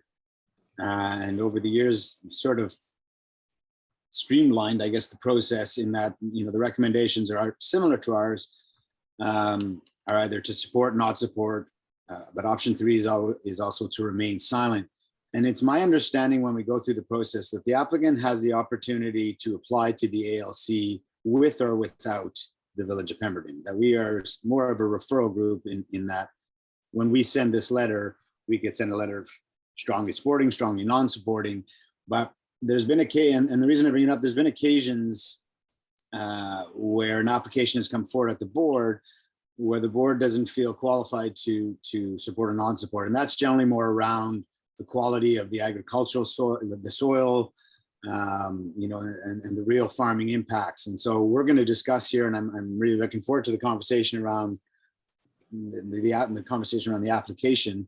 But with regards to the actual agricultural impacts, which is obviously something the ALC reviews more closely, but in terms of us supporting that or not supporting it, we don't have the information in this report to say, hey, what grade of agricultural potential there is in that soil and on that site, and whether there's portions of that site that are really not appropriate for agriculture. So I'm just curious about the process. Does the applicant not have the ability to put his or her application in, regardless of what our conversation is here today? And we would still come to a conclusion today of either supporting that application, not supporting, or remaining silent. Mr. Brown. Yeah, to answer Mayor's question, I have to admit, so this process has been a bit of a learning curve for everyone. It's been quite some time since we've had this type of application at the village. And so everything that I've read pointed to the requirement for local government support for the ALC to consider the application. I could be mistaken on that. So the folks at the SLRD handle these more often, so that they could be correct. My understanding is it does require local government support to go forward. I mean, either way, we're going to have this conversation. Again, I was just curious if we were going the right direction with the resolution. Wherever we land, I wanted to make sure we're going the right direction with the resolution. And like I say, my experience, and maybe I've got it wrong, and maybe it's different, but my experience was more they can apply whatever we do, and then we write our letter of support or not. But I'll leave that at that for the process and open the floor for questions from Mr. Brown. Questions? Councillor Craddock, go ahead. Yeah, thanks very much, Mayor Richmond. I guess the question I have here, I want to be completely clear. If we support the application, that doesn't bind us to any OCP or bylaw amendments. Is that correct? Yes, yes, that's correct. So if we support the application now, it by no means means that there's any kind of OCP or zoning approvals, right? That comes later, that decision comes down the road. So I just want to be clear. So down the road, if the ALC agrees to this application, we can include or exclude anything we want in the OCP or the bylaw to either agree to their application and the numbers they put forward or not. Is that correct? Absolutely. Council retains all of its decision-making ability for the OCP and zoning bylaw. Okay, great. And the only other thing that I would like to see added in for staff consideration on the OCP and bylaw, although I don't think we're really here to debate that right now, is length of stay. That's all I have, Mayor Richmond. You're on mute. Any other questions? Councillor Zant, go ahead. A lot of my questions were repeat of Councillor Craddock's. My only comment or question would be when it comes back to the if it comes back OCP and bylaw zoning amendments, I noticed in the report, it says traffic impacts. So within that, will that be an opportunity for council to discuss the traffic impacts and within for that area? Yeah, absolutely. So if this goes to the LCE and comes back with a positive decision, we'd have a new application process for the OCP and zoning amendment. That starts with a pre-application meeting with staff where we start to look at traffic impact assessment, density questions, servicing, right, in much more detail than we have to this point. And at that point, we would come in and check in with council to identify the points that we want to consider in any early and ongoing consultation as well that comes with the OCP amendment. Thank you. Mayor Richmond, I have a follow-up question, if I may. Yeah, it's a question. Go ahead. One of my concerns is I noticed in the report it says that this land, if approved by the OC, will be removed from the ALR, will have its ALR designation removed. Is that correct? Yeah, through the mayor, that's not correct. So the application is for a non-farm use. So it means that the land would remain within the agricultural land reserve. It's different from an exclusion application, which would seek to remove it, and removes all the protections of the ALR, right? So that's not the intention in this case. It's for non-farm use, and with the intention that at some point down the road, the park could be removed and return it to agricultural land at some point. Perfect. That answers my question perfectly. Thank you, Mr. Brown. Thank you. Any more questions before we get into comments? Councilor Noble, go ahead. This was approved and down the road, someone else purchased the property. Would they be able to continue the business or would they have to reapply? Yeah, through the mayor.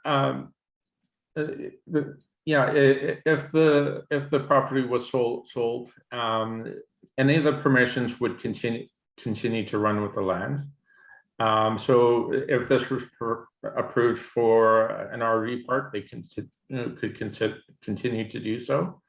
If they wanted to do a different non-farm use, they would need a new application. Right, but yeah, they could continue as long as they followed what was permitted by the ALC. Thank you. Any other questions? Okay, seeing no more questions. Thank you, Mr. Brown. I will open it to council for comment. And Suzanne, go ahead. After reading through, I wanted to say thanks to staff for considering making consideration for the pool being used for public use. I know a pool has been talked about a lot around here, so I just want to say thanks to staff for putting that in the document. I'm sure that'll be appreciated if this moves forward. Overall, I support the application today, or not the application, but I support moving this forward to the ALC. I think Pembroke has needed an RV park for a long time. And yeah, thank you.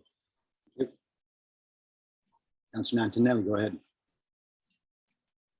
Yeah, well, I'm glad to see that somebody is looking to build a business on beautiful property outside of Pemberton there.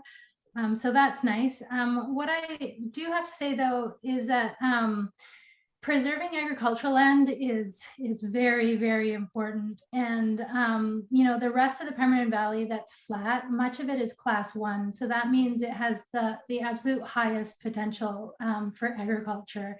And in my opinion, that property is likely to be class 1 too. Although, like as we've heard, you'd have to do a study on the soil and whatnot.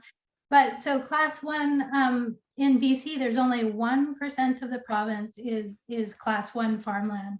So while we might look around and think, oh, we've got so much, we actually have very, very little. And so I think the legacy of the ALR is protecting the best of our farmland, and that is super important to me and to a lot of people in our community. So what I would say is I really encourage the landowner to look at a business that supports preservation of that soil and preservation of the agricultural potential of the land. So I know that for that soil that soil won't support RVs. So to build out that RV park, you would have to remove a good chunk of the native soil and add fill. So there won't be remediation and a move back to farming after this property is turned into an RV park. So while we might look at it as a non-farm use, I think it's as good as an exclusion. And then the other concern that I have is how the Village of Pemberton supports non-farm use. I think our role should be to encourage agriculture on agricultural lands. And for the most part, that means not encouraging non-farm uses. It's a little bit of a gate. It's the thin edge of the wedge. So everybody who owns land in the valley has potential to make a lot of money by implementing some kind of non-farm use. And what I think we should be encouraging is using the land in the form that it's in, supporting agriculture, supporting preservation of the soil, and leaving this long-term legacy for our community and for all British Columbians of preserving our capacity to grow food, and particularly in light of climate change. Right now, so much of our food is brought in from outside of the country. So preserving that 1% of land in BC is very, very important. So I don't support this application. I don't support it going to the commission. I do support sending a letter to the property owner, encouraging them to pursue a business that supports that agricultural potential. Thank you. Anyone else? Mr. Noble, go ahead. I agree with Councillor Antonelli on the fact that they would have to remove soil to put RVs in there. I like the idea of having an RV park close to town. I've always supported that idea, but I'm very concerned about the density that they consider necessary to be viable. And it is a nice piece of agricultural land if anyone actually did something agricultural with it. So yeah, it's a bit of a struggle, and it's nice to think of the community being able to share the swimming pool, but I don't think that's a big enough carrot to sacrifice agricultural land and have that much density that close to town. So it's a bit of a struggle for sure, trying to balance all that off. Thank you. Anyone else?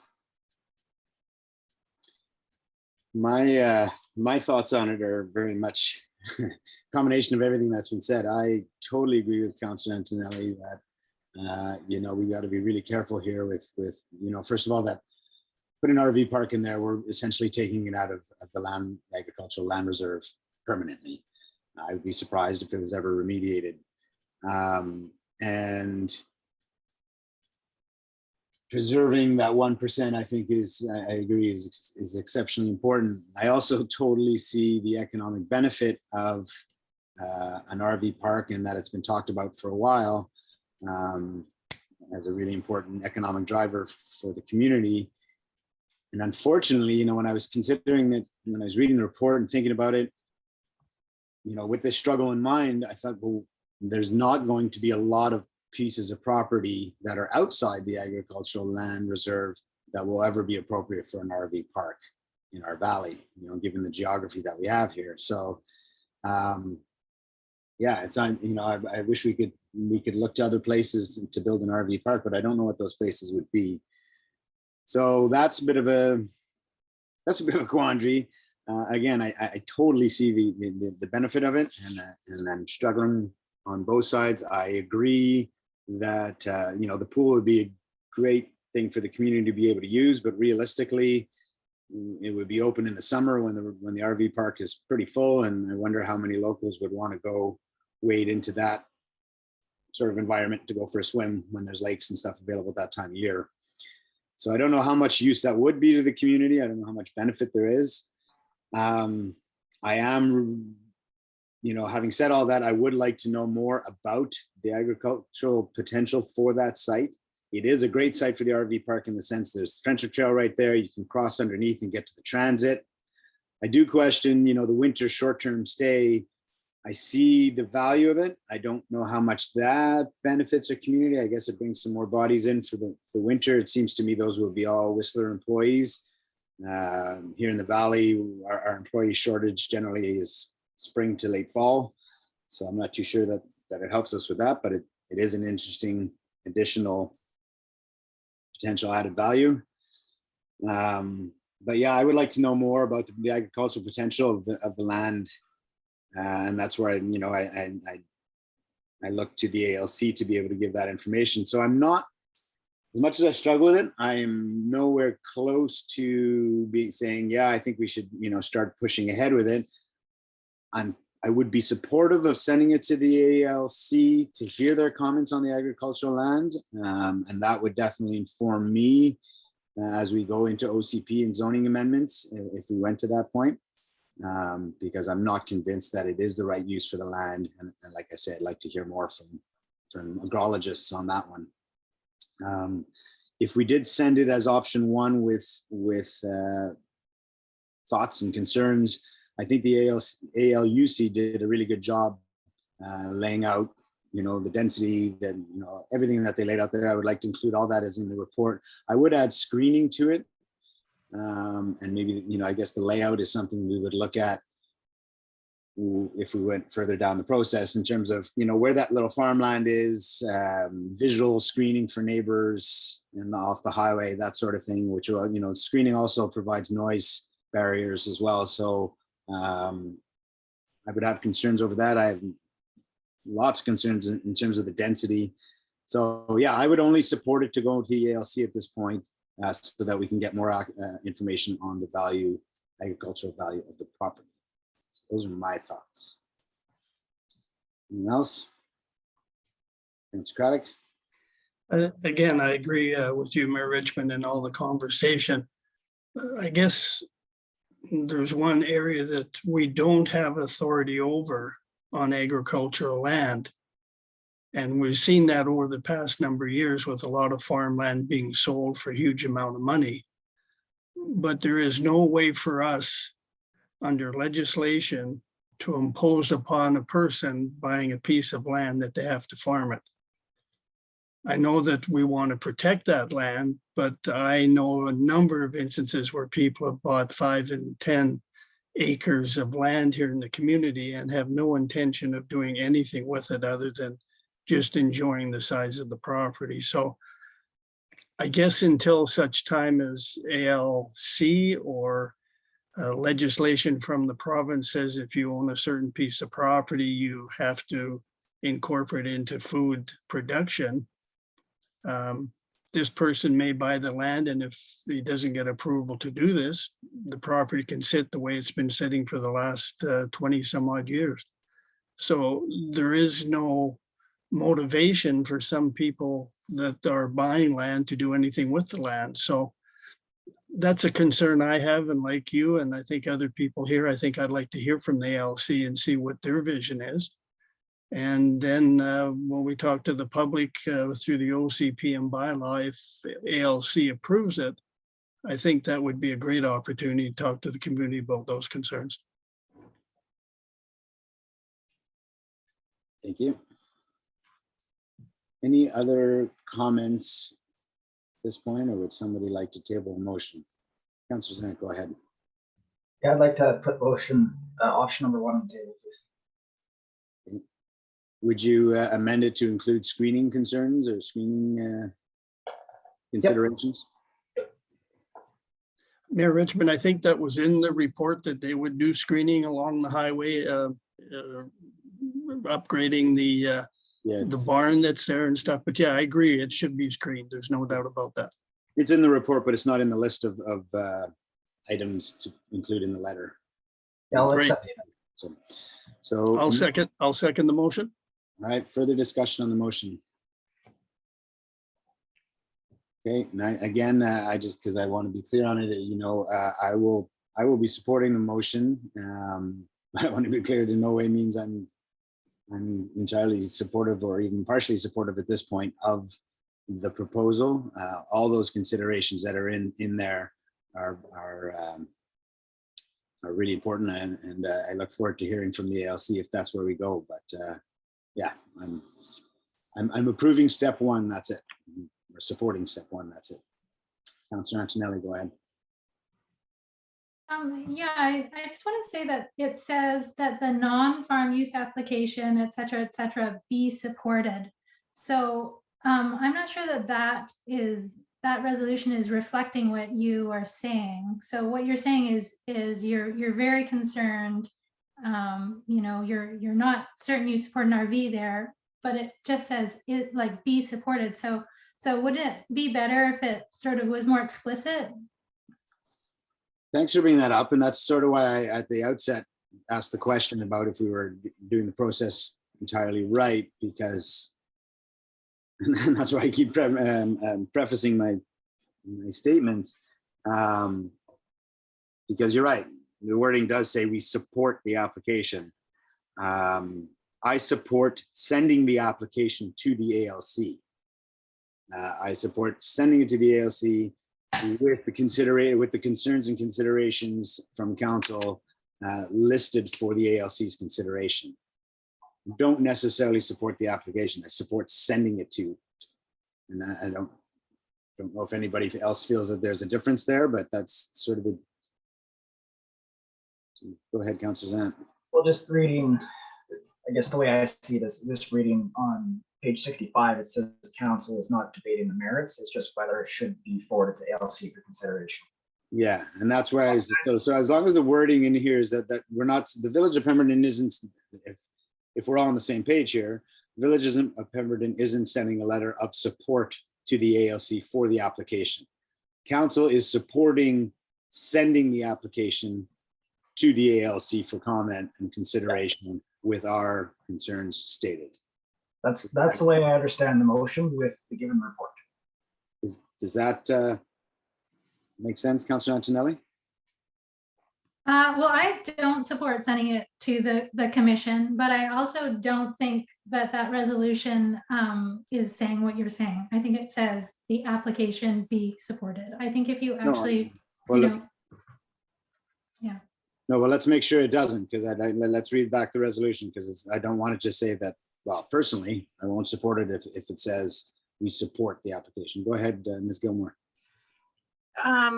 Essentially, it says staff be directed to forward the application to the ALC for consideration. I note the following. I don't, and maybe Mr. Brown, you want to correct me, but I don't see where it says supports. Oh, it does say be supported. Mm-hmm. Yes.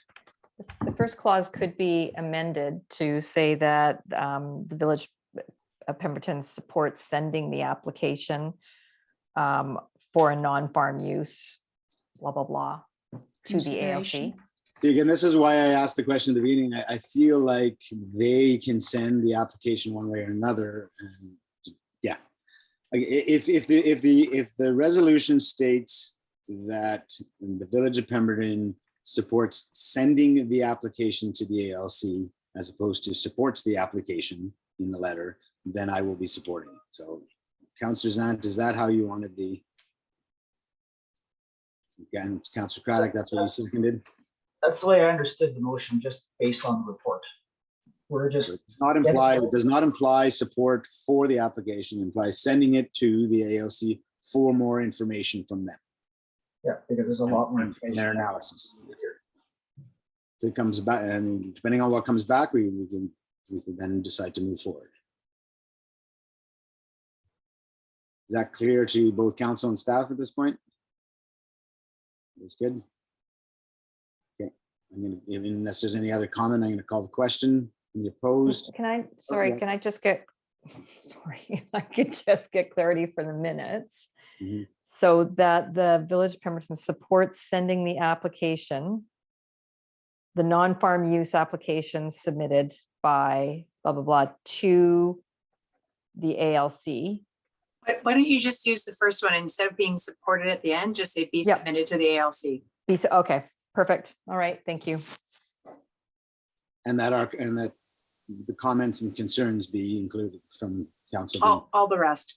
Yeah. Mhm. Okay. All right, anyone opposed? Councilor Antonelli, anyone else? Motion carries. Would you like your opposition noted, Councillor Antonelli? Okay, Yes, please. thank you. Okay, thank you, Mr. Brown, and Mr. McRae. So with that, we are going to move on to our fourth quarter report for development services. Mr. McRae.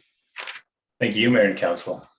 So the purpose of this report is to just give a quick overview to Council of the activities of the development services team in the fourth quarter of 2021. So jumping into the building division numbers, in the fourth quarter, we saw 23 building permits issued, a total permit value of $54,000, just about $55,000 on $6.8 million in construction value. We saw, we collected $82,000 in development cost charges. And just at the end of the year, it's nice to tally it up and compare it to previous years. So that was done. We compared it to 2020 and actually to 2019 as well. 2020 and 2019 are very similar in total values. But as you can see in the report, we actually saw a doubling of permit values, permit numbers, and the value of construction in the village. And DCCs went up substantially more, which is a pretty incredible number to see here. So just think this is a good opportunity to give a shout out to the development services team, and especially the building official and the building clerk for their efforts in delivering this exceptional amount of volume without any major disruptions in schedules. So I'm pretty impressed to see that. I'll give you a quick highlight of the current planning in the fourth quarter of 2021, just mentioning the ones that you may not have seen before. So we've received 2 minor development permit applications, one for both on Prospect Street, one for the post office, and one for the Rona in the downtown. And so those are in process. We received a OCP and rezoning amendment application for 7374 Pemberton Farm Road East, known as Redwoods, which council has subsequently addressed in the first quarter of 2022. Of note, we had one Board of Variance meeting. We received the application, and then that was subsequently dealt with in the first quarter of 2022. So we also provided a quick summary of all the current planning applications in 2021. A little bit different because those applications can span multiple years. So comparing to the yearly values is a little less valuable, but it still gives you a sense of the scale of activity happening on the development services team's workload. I'd like to touch on the 2021 or the long range planning projects that were touched on in the fourth quarter of 2021. I'll just quickly highlight the Community Climate Action Plan scheduled for presentation at the Committee of the Whole meeting scheduled on February 22nd, 2022. The official community plan I've decided to incorporate a little mini update into every quarterly report from now on about the official community plan, as it is such a major project for our team. As Ms. Gilmore mentioned earlier, we kicked off that project in the fourth quarter of 2021, and with the first milestone being the delivery of the terms of reference, so that document is going to provide a high-level summary of the scope, the schedule, and the resource requirements of this project, the OCP update. And as well, it will help define the roles and responsibilities of council, staff, and the wider community. Moving on to a couple of additional projects that the development services team is leading, the Pemberton Creek Pedestrian Bridge and the Lot 8 Master Plan. So we are helping with the initial preliminary layout works of the Pemberton Creek Pedestrian Bridge. So ISL has been retained by the Village of Pemberton to come up with an alignment and siting study. So really the early stage of bridge design, just trying to find the best possible location to site this bridge within the area between the railway bridge and the Highway 99 bridge on Pemberton Creek. And so the outcome of that initial study is going to be a much more detailed cost estimate, which will aid with funding discussions in the future. The Village of Pemberton has also retained Tom Barrett Landscape Architects to help with creating a master plan for Lot 8, which is the thin parcel of land between Frontier Street and the railway line north of the community barn.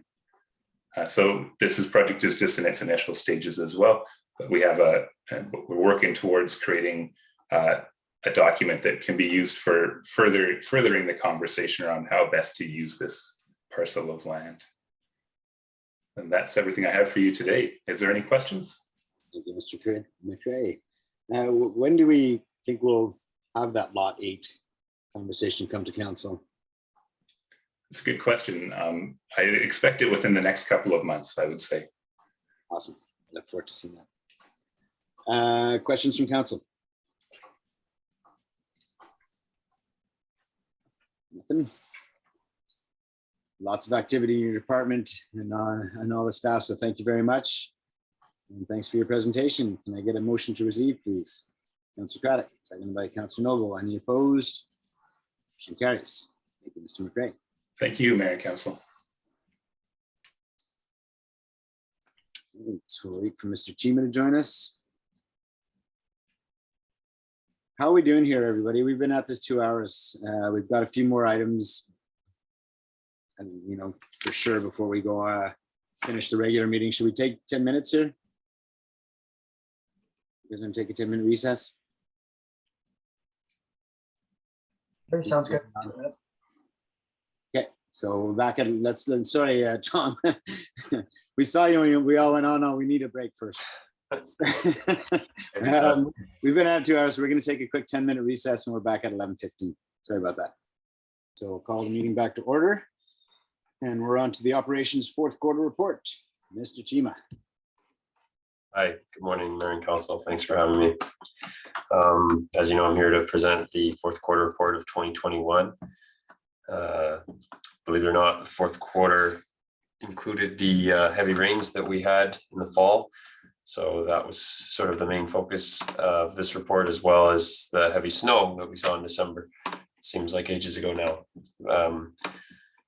Yeah, other than the response to the close to flooding events, as well as the snow clearing, we had the regular ongoing operation of the wastewater treatment plant, sanitary lift stations, water conditioning plant, well house pumping stations, the standard development engineering design reviews, village-wide lift station and sanitary force main flushing occurred, which we do twice a year. The water treatment investigations for manganese and iron filtration and preliminary design of the new water treatment plant. There will be more discussion on that later in this council meeting. I have another report. Water main flushing we also completed in the fall. Sunstone Phase 1C and 2A water main connections. There's quite a bit of activity up there in terms of the servicing of the new phases of their development, which operations was involved in. Some preliminary work on the Fernwood Drive water main replacement project, just scoping and planning discussions. Council might remember the Watt Nation reservoir security breach that occurred in the fourth quarter. And so we just had subsequent water quality investigations on our end, given that we purchased water from the Watt for the industrial park. Wastewater treatment plant biosolids composting agreement. We finalized that. So now we're sending our biosolids to the Sea to Sky Soils in Pemberton, which is a much better option than previous, which I think was getting sent down to the Callahan. So definitely save on trucking costs as well as greenhouse gas emissions. And also we have access to the finished product of compost for gardens around town. So it's very pleased to get that agreement finalized. The wastewater treatment plant outfall receiving environment river hydrological survey. So this is just the follow-up to the outfall blockages that we had in 2020. We're just still doing some follow-up and survey work to make sure that that issue is still not causing us problems. Ongoing recruitment for GIS engineering technician. Obviously, recruiting takes a lot of time and effort as well. Pothole repair, minor roads maintenance. And then I noted here the atmospheric river flood response. Obviously, operations crew were involved in some of the sandbag stations and ditch clearing work that happened. And then into snow and ice removal operations, which obviously got pretty busy there in December with some of the snowfalls we got. As for parks, our typical ongoing garbage collection, public receptacles, toilet cleaning, the fall cleanup of leaves and debris, garden bed winterization, bulb planting throughout the village. I should note on there the roundabout green space. I'm sure it's been quite visible. We're hoping to see quite a few bulbs blooming in the spring there. So we purchased a new F450 dump truck for parks, which we're also using for winter operations, which has been quite useful this winter for sure, especially with how we've been hammered by snow in the early winter. We did some minor dock repairs at 1 Mile Lake and the Christmas lights installation. That pretty much summarizes the fourth quarter for operations department. I included some photos here, just so I think pictures say more than words, just some of the things we've been up to. But as I mentioned, most of these are related to the flooding and the snow clearing operations in the village. I'm sure everyone's seen the size of the snowbanks, although they are melting pretty quick now. December was some pretty impressive snowfalls, and the crew really knocked it out of the park, in my opinion, in response to that, and everyone worked really hard. So I just wanted to recognize the Public Works crew for stepping up and taking that all on. But other than that, if council has any questions, that's my report. Thank you, Mr. Chima, and echo your sentiments regarding staff and managing that heavy snowfall. Any questions? Seeing no questions, can I get a motion to receive fourth quarter report? Councillor Craddock, second by Councillor Noble. Any opposed? Motion carries. We're on to the water treatment investigation report. Back to you. Thank you, Mayor and Council. So this report is to present the final draft of the water treatment investigation report to be received by Council, as well as discuss the ICIP green infrastructure grant that we're hoping to apply for to fund the water treatment facility, which was the recommendation of the report.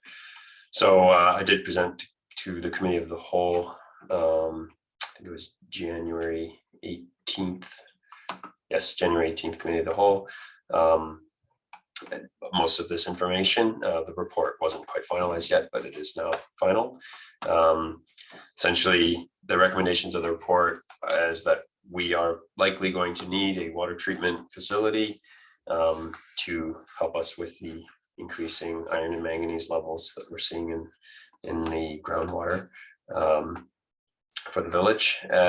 This facility will cost in the range of $7.9 to $8.2 million. That's a very high level estimate, including a 40% contingency. But yeah, they also outline the operating costs, which are estimated to be about $250,000 per year. That includes the operator, staffing, wages, as well as electrical costs, consumables, and everything else based on other similar facilities. So as for the grant, also discussed at the committee of the whole meeting on January 18th, this grant is it's available. It's the third intake of this particular grant.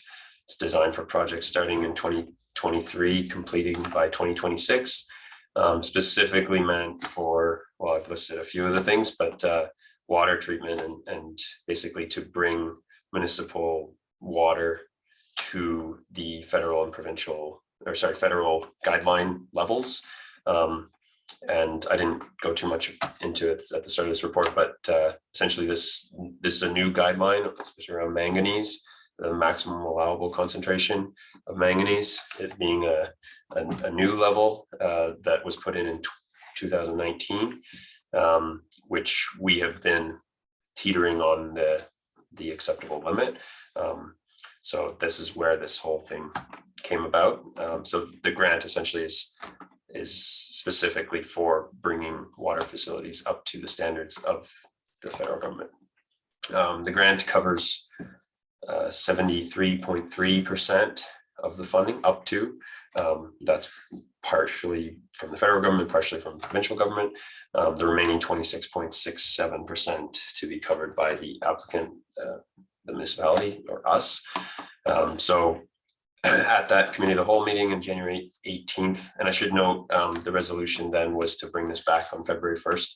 However, the deadline for the grant was extended, so we took the extra time to finalize that report and also finalize this report. So for discussion, the following, as outlined in the report, are the requirements for this grant. One of them being a council resolution. The preliminary design report, which is attached in this for council to receive, as well as, because it's related to drinking water, water conservation plan, which is also attached in the appendix. We have made a couple of minor changes, mainly to like job titles and things that the consultant just didn't have completely accurate, but we will bring that water conservation plan back for council to receive the final draft of. Essentially, they don't want to invest in projects that in places where you're wasting water. So you need to have a water conservation plan to show that you're making efforts to conserve water before putting money in towards improving the systems. So we're working with the consultant to finalize that application. But as I mentioned, we will need a council resolution, and we also need to provide evidence of the secured funds. So to fund this for the 26.6% that we will be funding, we've been looking at how we would do that. It would be a combination of reserves and long-term borrowing. So as per the grant application guidelines, if a local government has accumulated funds, then we must provide evidence of these funds. Also, if we intend on borrowing, we must show submit a bylaw to authorize the borrowing of funds and which should receive third reading. So that's one of the objectives of this report, is to present a bylaw for council to review in order to submit the application for the grant. So just if you look on page 4 of the report, which is page 109 of the full package, the table outlines the statutory and non-statutory reserves held by the village as of December 31st, 2020. 2021 budget allocations have been identified, although 2022 hasn't been finalized yet. So we're recommending the following sources to meet that 26.6%. By the way, I don't know if I said it, the 26.6% based on the higher limit of project costs would be around $2.19 million. So as you can see in that table, sorry, I didn't give it a table number, but the borrowing would be 1.69 million and then allocate 500,000 of reserves. So the tax implications. Can I step in for just a minute? Sorry, yep, please. I just wanted to, the reason that we allocated about $500,000 coming from reserves is you'll see in the table that right now we have about $1 million balance in our water reserves. And this could likely come up by the time we need to fund this project based on whether or not it's approved and based on when it's identified in the project sheet for which year it's going to be taking place and when our contribution needs to be there. But for this purpose, we just need to allocate an amount so that we can project what the borrowing could be for that in order to apply for the grant. So these numbers could change. And the reason for the borrowing bylaw establishing at a certain number is to hold, that would be the maximum amount that we would foresee borrowing. That doesn't mean we have to borrow that amount. So if we decide to use reserves, more reserves, we could reduce this amount going forward, or vice versa. I mean, not vice versa. Well, if we had some additional grants that we could apply, again, that would reduce the amount of reserves and amount of the borrowing. The one thing I wanted to note is that this funder also has stacking restrictions. So we often talk about our community works gas tax funding, or there are other gas tax funding opportunities for larger infrastructure projects. That would reduce the federal and provincial government's contribution towards this and wouldn't affect our municipal contributions. So they want to see the municipality putting some money into this. So that's the reason that we've identified borrowing and reserves in those amounts. Again, just as a placeholder, because it's still early on. Did you want me to sort of go on with some of the tax implications, Mr. Chima? I'm happy to speak to it if I miss anything, unless Sure, go ahead. you'd like to. Nope. Right, so the MFA rates currently are 2.66% for the first 10 years. Loan requests with terms greater than 10 years will receive this lending rate for the first 10 years of their loan, and at the end of the 10 years, the relending rate will be reset to the current MFA market rates. Likely 5 years at that point. Yeah, I mean, Ms. Gilmore, if you wanted to speak a little bit more to those rates, I know you prepared the tables that are shown below. Yeah, I'm happy to do that. And so obviously, when we secured long-term funding, and we've provided two different options for council to consider, one is on a 25-year and the second is on a 25-year loan. So they sell obviously the note out on the 10-year term. That's why it's fixed for 10 years. And then there's 5-year renewals for changes in interest rates. So interest rates are quite low right now, which is good for us to borrow. And we usually have about 2 payments a year. One is principal and 2 are usually interest as we move forward. So the table that you'll see for the 20-year and 25-year loans, these are the array of houses and roll numbers that we populate on an annual basis when we look at calculating our tax rates. And so for this purpose, we thought we would use them as they're the same. And it should be noted that, again, this is a snapshot in time. So the assessment we're using even right now, which is called the completed roll, is going to change before we set our taxes. And that turns into the revised roll. So, you know, if we were to look at the borrowing in 2023 or maybe even 2024, these numbers and values are all going to change. So again, it's just a snapshot in time to give council an idea of what borrowing impacts look like on a variety of different houses, whether they're single family, townhomes, there's some apartments, I believe. There's obviously some commercial business, light business, recreation, not-for-profit, and farm. So it's based on, if you look at the annual payments, say on page 110 and 111 of your agenda, you'll see that the borrowing is still set at 1.69. This is on the right-hand side of the tables.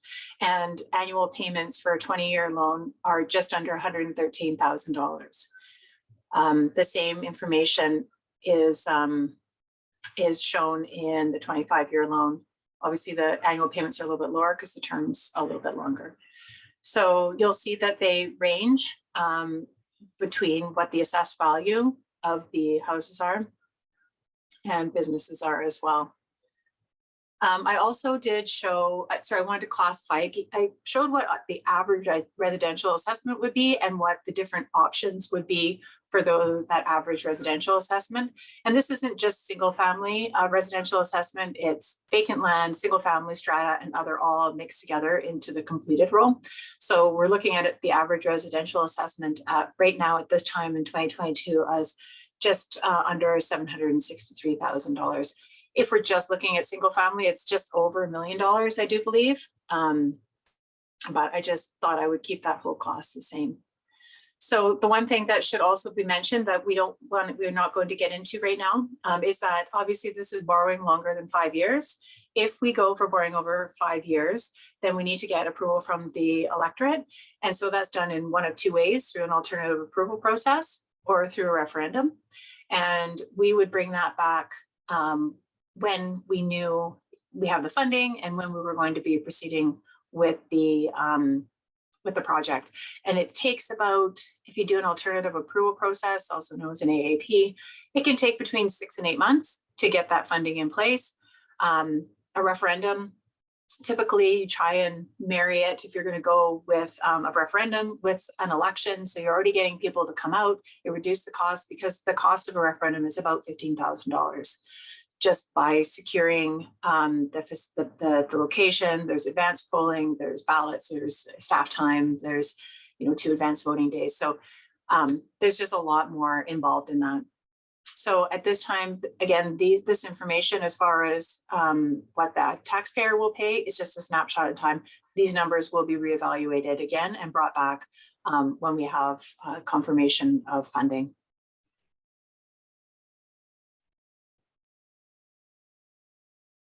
Got it? Yeah, thanks very much. I'm just looking at your numbers here, and on the first one for 20-year, we're looking at a borrowing tax rate of 0.0749. And you've got the rates there. And then on the 25-year, you got a borrowing rate of 0.0638. Except for one residential house, the payments are exactly the same for both 20 and 25 years. Why is that the case, whereas all light industry and commercial and everything changes? Yeah, the same question. Sorry, where is that? So it's the second line. It's the Laurel Street. When you compare Laurel Street from the 20-year loan to the 25-year loan, the tax implication doesn't go down. Oh, They're it's all the probably. So I think They're you all just- the same Oh, from low numbers. down, it probably just had I can run that right now. I can tell you what that difference is. Actually, what- Probably just a formula error. It just wasn't dragged down. Yeah, so what you're looking at is all the rates for the 25 years, except for one for residential, are all exactly the same as the 20-year. And I think that must be a mistake. Yeah, it's just a formula error. So that'll be corrected accordingly. Yeah, yes. I mean, the Poplar one is the only one that's actually changed, and then the rest didn't get changed. But it's written. You could see it in option 1 and option 2 laid out further below as well. 20 versus 25 year. And Mayor Richmond, if I could follow up with one question on the water treatment plant Go ahead. to Mr. Sema. I guess one of the things that I'm wondering about, Mr. Sema, is over the last number of years, we've added soda ash, we've added chlorine, we've added some other issues to the water to look after some of the minerals that are getting into our water system to meet environmental requirements, water treatment. I guess my question would be this: if we build this new plant, because I don't think we've done a study on any other aquifer or what's in there, will this plant have the capacity to deal with other issues as we come along, or add another aquifer to our water supply? That's a very good question. Thank you, through you, Mr. Mayor. We've talked quite in depth with the consultants about an additional source, because obviously we're looking at capacity of our current source around the 2040 mark. So and the plant actually is designed to a higher average daily demand rate than what our aquifer can support. So it is noted in the report that this facility could definitely treat another aquifer that has the same issues. So if there is high manganese and iron in another aquifer, then this facility could be used for that. And one of the proposed alternate sources was the Lillooet River aquifer, which we have actually taken some samples from. There's some wells within that aquifer. It's known that it's higher in manganese and iron than our Pemberton Creek aquifer, where we currently draw from. So the question was, if with these much higher rates, could this facility still treat that? And the answer is yes. It might mean more maintenance costs. For example, one of the processes would be to backwash the filtration medium. And, you know, the more you're filtering out, the more you'll have to do that. But theoretically, this facility could be designed for another aquifer that has the same issues. Now, to the question that a different issue could arise, there are a few possibilities, and I think that Councillor Craddock, Councillor Zant asked a similar question at the committee of the whole meeting in January, and I did look into this a little bit further. So one of the potential issues that can occur is in groundwater uranium, the presence of uranium, to which this facility would not be able to treat. Another would be arsenic. Those are two possibilities in groundwater sources that you could find in terms of water quality, which this facility would not be able to treat. However, we don't have any reason to believe that we would have those in the local aquifer that are nearby.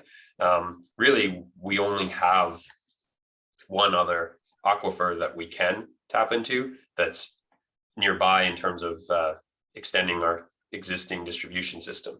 I know that we've talked a lot about the Birkenhead aquifer as well, which would take multi-government coordination to access, and reportedly that the water quality there is much better than our current ones.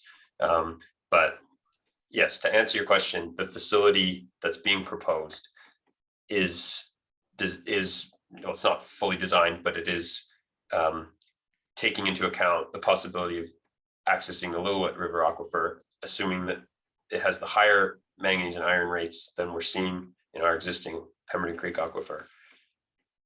But if there's any unknown issues such as uranium or arsenic, then that would be a non-starter, or we'd have to investigate other treatment options. Thank you very much. Any other questions? Councillor Antonelli. I just had a question about the lifespan of the facility and when we can see these numbers in context of our 2022 budget.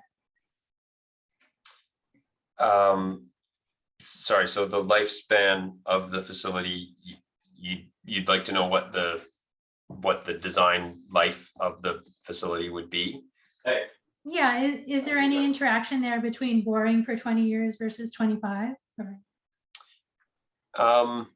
That's a good question. I mean, currently the facility is designed for the average daily demand rate, so it's based on water use, which would take us to 2040.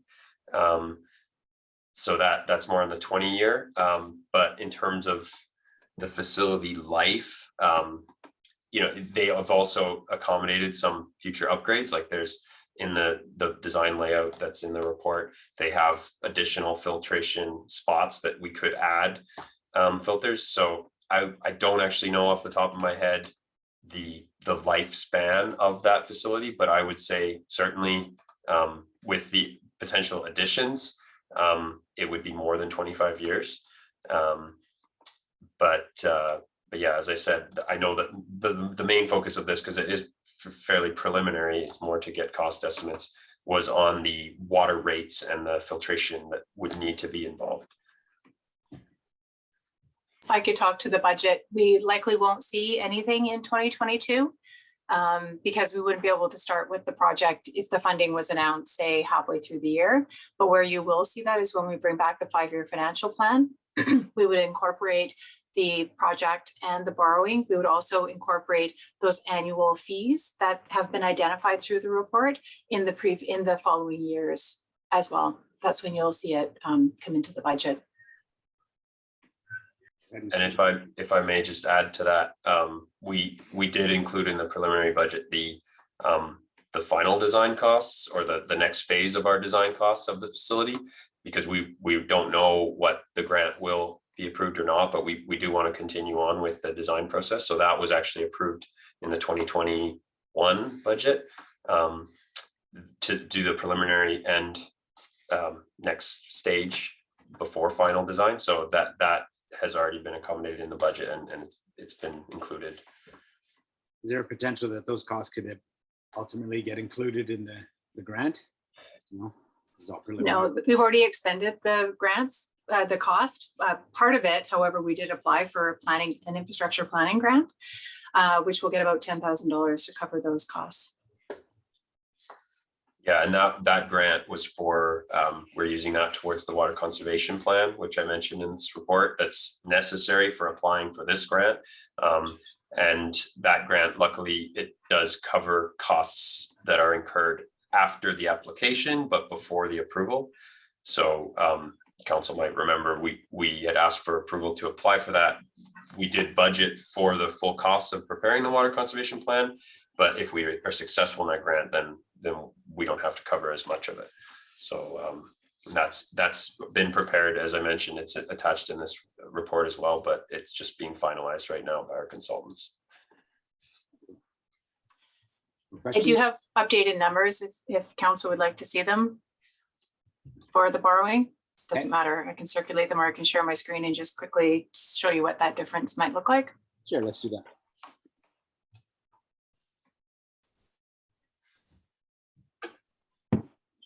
Can you see this? Yeah. So this was the 20-year loan. There were some changes down here. So this is on the, as I mentioned, 20, and looking into the 2025, you'll see that there is a reduction across the board. I think there was almost $100 between the business from the 20 year to the 2022. I can circulate these as well afterwards so you have them for your information. Thank you.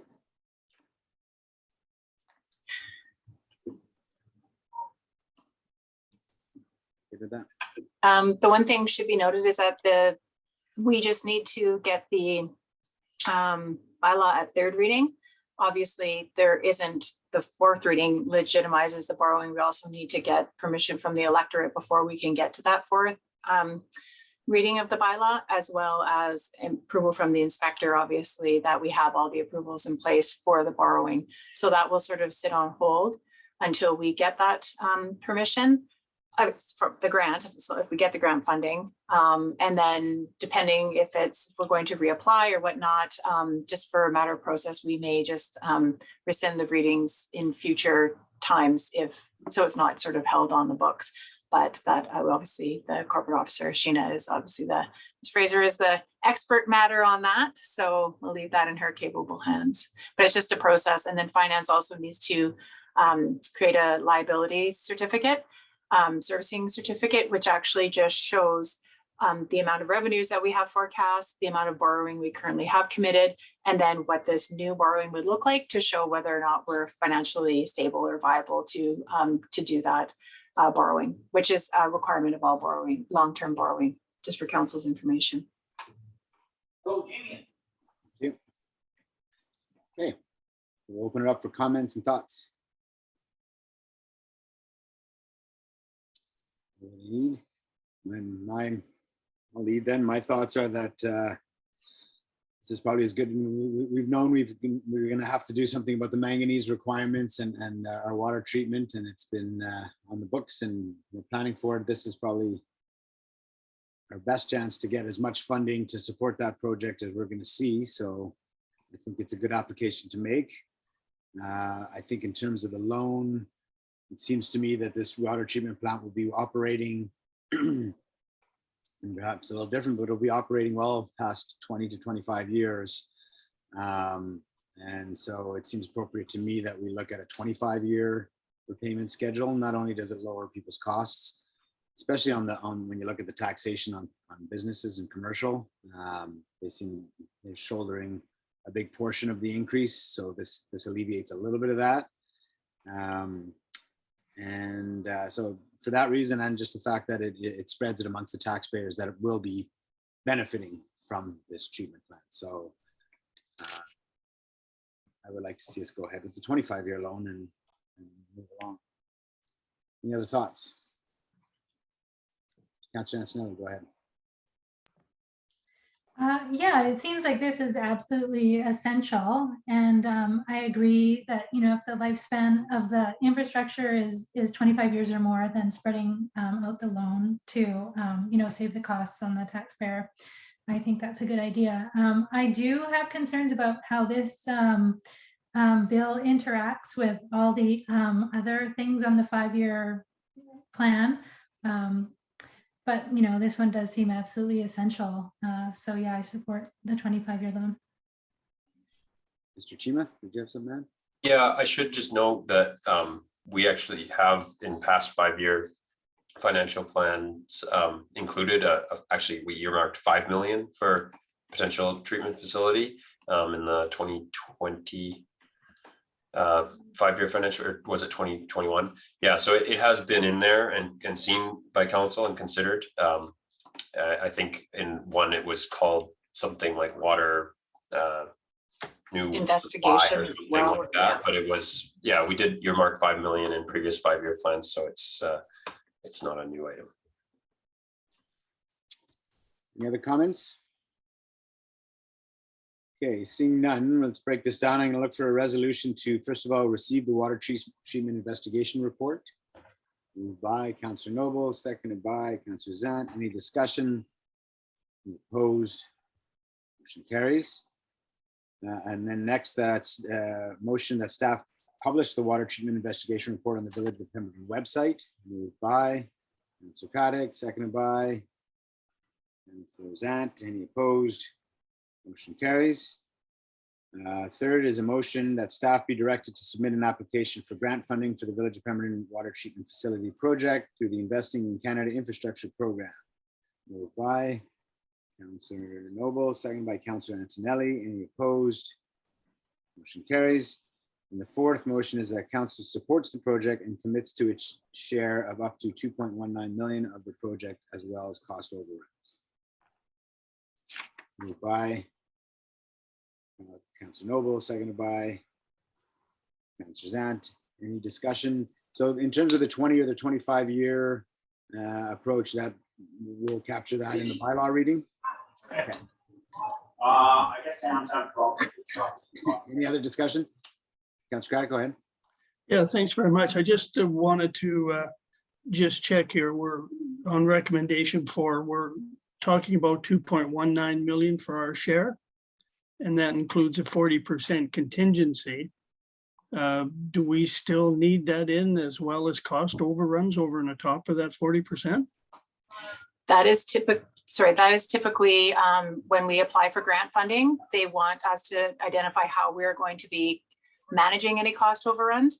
With having a 40% contingency, we're pretty confident that we're not going to have any, but all the funders do want to make sure that that is a provision in there. Even for smaller grants, they do want to see that identified. Thank you. And if I may just add, the grant actually requires a contingency of a certain threshold. I can't remember if it was 25 or 30%. That was one requirement. And then another requirement being that we have a council resolution that says we will cover cost overruns. So, yeah. Any other questions or comments? Call the question. Any opposed? Motion carries. Thanks, Tom. Good afternoon. Thank you for having me. Take care. Okay. Did we do recommendation 5? Yeah, there's only 4. We need to hold on the readings until we get to bylaws. Yeah. Oh, okay. Yeah.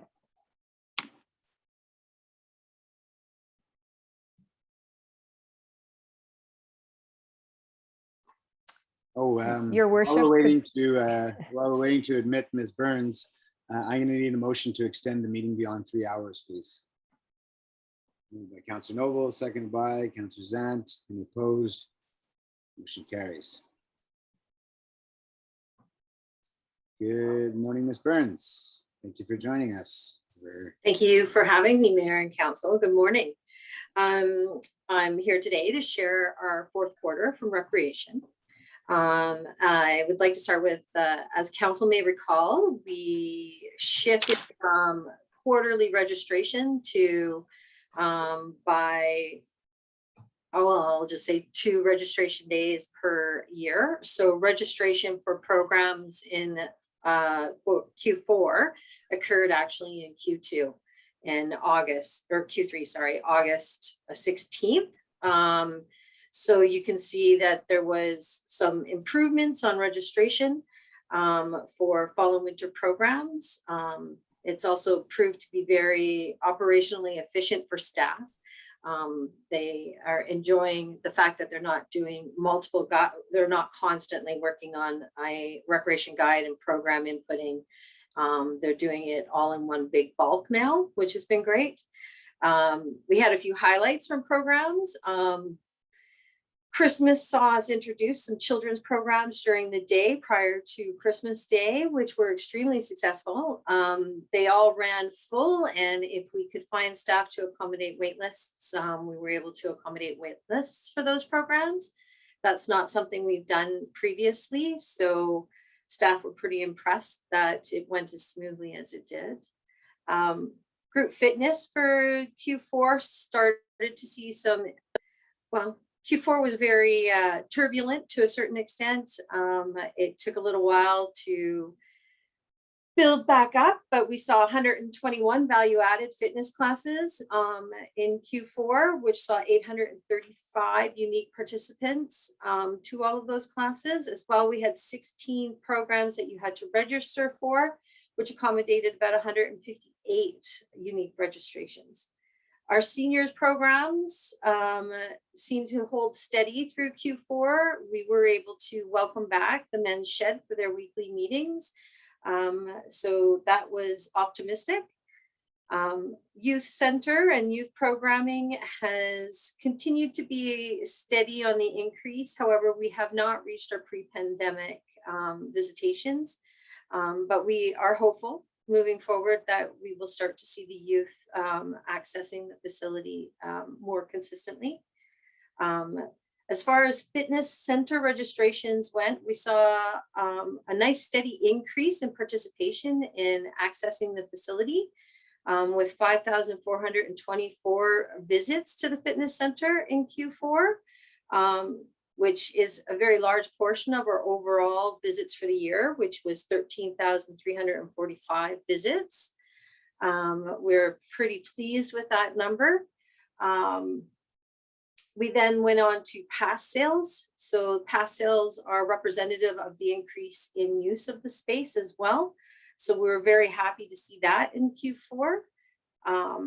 As well as with facility maintenance, Q4 saw the beginning of our new facility maintenance coordinator filling the term position. So he got his feet pretty wet. He collaborated with the operations department. So thank you to Ali and Tom for working with him to protect the Meadows field from potential future damage by placing large boulders around the parking lot. So it's not possible for vehicles to access that space anymore. I think we saw he initiated the completion of the addition of an accessible water fountain on the second floor of PDCC.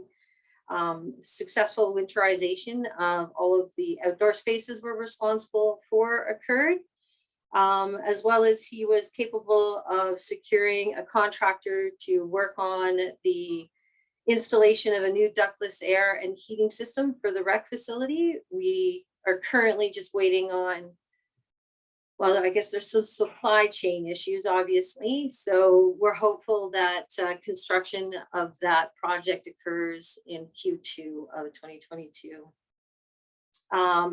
We were thankful in Q4 that we saw some consistent use of the indoor spaces at PDCC.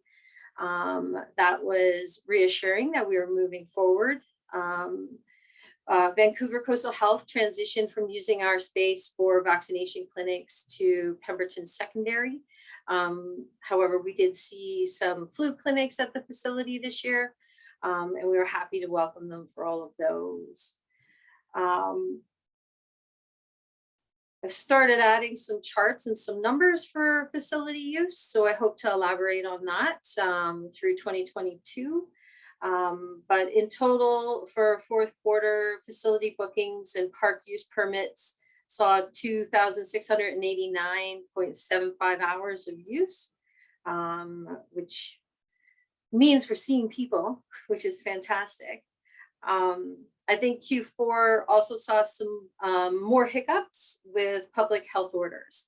As council may recall, May 25th, the province introduced the restart plan and how they were going to restart gatherings and events and the economy. Hopeful that there weren't going to be any more hiccups with COVID. Unfortunately, August 24th saw some hiccups, so we never quite made it to step 4 of the restart plan after September long weekend. We saw proof of vaccinations required for accessing almost 100% of what we offer in recreation, which has gone quite smoothly, and the reintroduction of masks.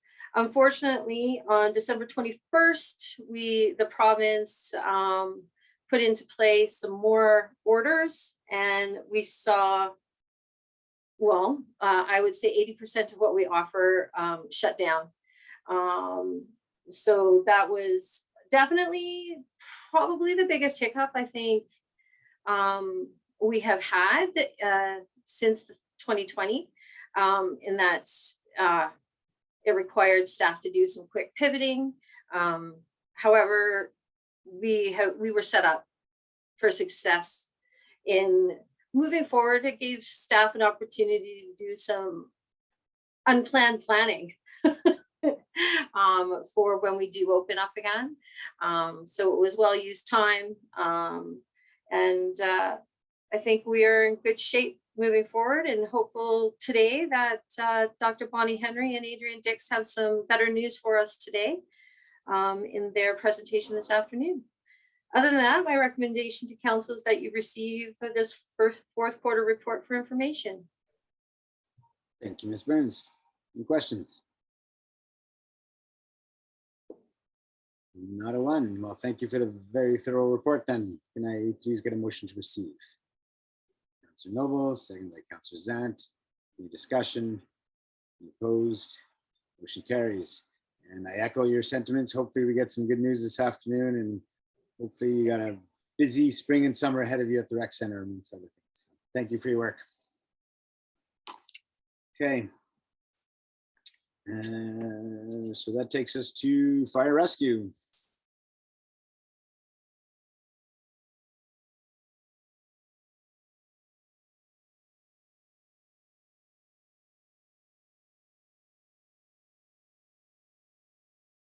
Pretty sure I heard Chief Grossman in the background back there. Oh, there he is. Here I am. There you are. We're on afternoon. Good afternoon, Mr. Grossman. Thank you for joining us. The floor is yours. Thank you, Mayor and Council, for this opportunity to give my fourth quarter report, which will segue into the annual report as well. So for the fourth quarter report, we were busier than 2020 with 93 calls compared to 71. As you can see from the charts, in 2019, before COVID, we were at 100 calls. In 2020, we dropped down considerably. And in 2021, as things started to open up, the quarter got busier. We had, as a total, 366 calls for the end of the year, which I'll get into in my annual report. The beginning of December for the last quarter was very busy, as we started about 3:30 in the morning with flooding and continued on till about 10:30, 11 o'clock at night.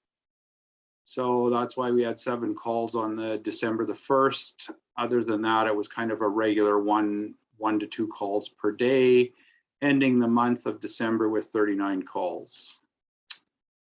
In total, we had the 366 calls for the year. We had an average of 7 people responding to the calls. Total members at the end that could respond at the end of the year were 35, and that made 20% of our members were responding to calls, which is kind of a North America normal where they respond. As you can see, the number of types of calls that we responded to, On page 168 of the chart, it shows the incident percentage by type. Medical calls were roughly 41%. Fire-related calls were 20%. Motor vehicle was 18%. Alarms were 12%, which are kind of in the same category as fire-related, but I show them separately. So our fire-related calls is actually 32%. Wires down was 2%. And public service requests were 7%. As far as incidents per area, the village of Pemberton, there was 42% of the calls were in the village of Pemberton for 2021, 32% in Lillooet, and the regional district 14%, and the fire district 12%. And then you can see a breakdown on page 170 of your report that shows the number of calls per area. At the end of the fourth quarter, we took on recruiting and we ended up with 5 additional people, which made it comprised of 41 full-time, like 41 members, 2 full-time, 38 paid on call, 1 full-time admin assistant, and 2 term positions of Fire Smart staff. In the fourth quarter, training was slightly modified again from 2020. We had 11 training sessions, 44 hours of training sessions. Public events were 62 hours. We had 3 of them. We had 5 different meetings with different groups of 4 hours, and then incidents were 93, were the 116 hours of incidents. We also were able to do a little bit more pub ed, not as much as we wanted to, but we're part of the Fire Prevention Day, which was held. We also assisted with Halloween fireworks and the Remembrance Day. Before I go on to the annual report, did you want any questions? Questions? Nope. Carry on. Okay. So I'll just run down to the annual report, which is, most of it's all from before. I'll just get into fire inspections. We did 13 inspections and did 2 fire safety plans. Fire inspections we were limited on because of COVID and the rules that were coming in. There wasn't a lot of new businesses coming up during that time that required inspections. Our breakdown of training hours for the year was 565 hours, 135 sessions, and 64 subjects were covered. Once they started to open up, we were able to slightly change our training and get back to 1 training session per week, and then break it up into groups of 4 to 7. But before that, we were doing 5 to 7 training sessions a week, which put a big task on us for the first part of the year. Our incidents totaled 424 hours for the year. Out of 366 incidences totaled 424 hours. We did 565 training sessions as per above, 30 hours of public education, and 9,000 hours of standby time. And that standby time is the duty officer from 6 in the evening to 6 in the morning. I cover, and my deputy chief covers the 6 to 8, and then 4 to 6 type of deal, because that's part of a FUS requirement to have a officer during, like, available 24/7. So that's why there's that many hours. We split that time up among the among the officers to come up with that. For the awards and recognition, firefighter of the year was Adam Malpas, Captain Adam Malpas. Rookie of the year was Rachel Bailey, she was the most impressed most of the people in the department. So the most improved firefighter was Alex Wilkes, taking on a number of helping assist with training roles. Jordan Brown was the outstanding firefighter of the year, which he attended most of the calls and the training. And I can go back into numbers to let you know, but he was the top one, I think about 175. But I can't say for sure without looking at the stats. We had a few retirements in 2021 of Will Johnson, who was 4 years on the department. Austin Small and James Jones had started at the beginning of 2020 and retired in 2021 just due to workload, commitments, and housing. We took on, as I mentioned, 5 new members in 2021, giving us a complement of 41. As you can see, we've got the org chart. The combined total members that we have 193 years of combined fire service. So it's a big variety. We had last year a few people come in with their fire certifications from other areas. So we're taking that knowledge that they learned, bringing it into the department as well. And then looking at our replacement, the next vehicles for replacement are engine 10 and the ladder truck as per the FUS requirements. On page 162 is a chart which kind of shows from the fire underwriters where the trucks are at, an explanation of it. And then on 183, it also shows where our trucks are at. Engine 1 is 5 years, which is a frontline truck 0 to 15. Engine 10, 1996 is a 26-year-old truck. So at this point, it has no credit or is a reserve truck according to the FUS requirements. And then the ladder truck is 23 years old. At 20 to 25 years, it has no credit or reserve.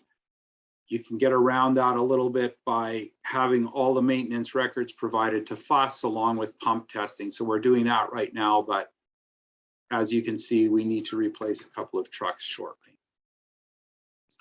And then the rest of it is just pictures of the trucks, the equipment, and that. And then we go into yearly comparisons of responses. So as you can see from 2013 to 2021 on page 187 of the report, we've slowly gone up. We hit a peak in 2019 before COVID of 459. COVID brought the numbers back down to 348. 2021, we had an increase of 366. Currently, we're expecting another 20 to 30% increase just based on stats. Incidents by type and percentage, they show you for the year compared to the quarterly reports, which just showed quarterly. It shows also calls by type by location. I know you guys can all read that, so I don't have to get into all the details. And then I've got a chart here which shows on page 189 of the report, percentage of incidents at 8-hour intervals. So from 8 in the morning to 4 o'clock in the afternoon, we have 44% of our calls. Midnight to 8 in the morning is 12%, and 4 to midnight is 44%. So between the daytime and the evening calls, that's the percentage of calls where they're at. And then it shows, the next one just shows a bar graph of the same with the Saturday, Sunday, showing the different calls. And it seems to be pretty steady as to evenings and weekends, days, they're all kind of the same across the board. There is no pattern of where they aren't consistent. That makes any sense. Like midnight to 8, you can see it's like Wednesday is an anomaly and Saturday is an anomaly of being 10 and 11, but the rest of it during the week is pretty steady at 3 to 5. Afternoons 8 to 4 are pretty steady between 20 and 23 type of deal, and then evenings of 4 to midnight are relatively the same between 14 and there's a Sunday is the biggest one of 31. It seems like people are leaving back home and that's where the incidents occur. And that's all that I have.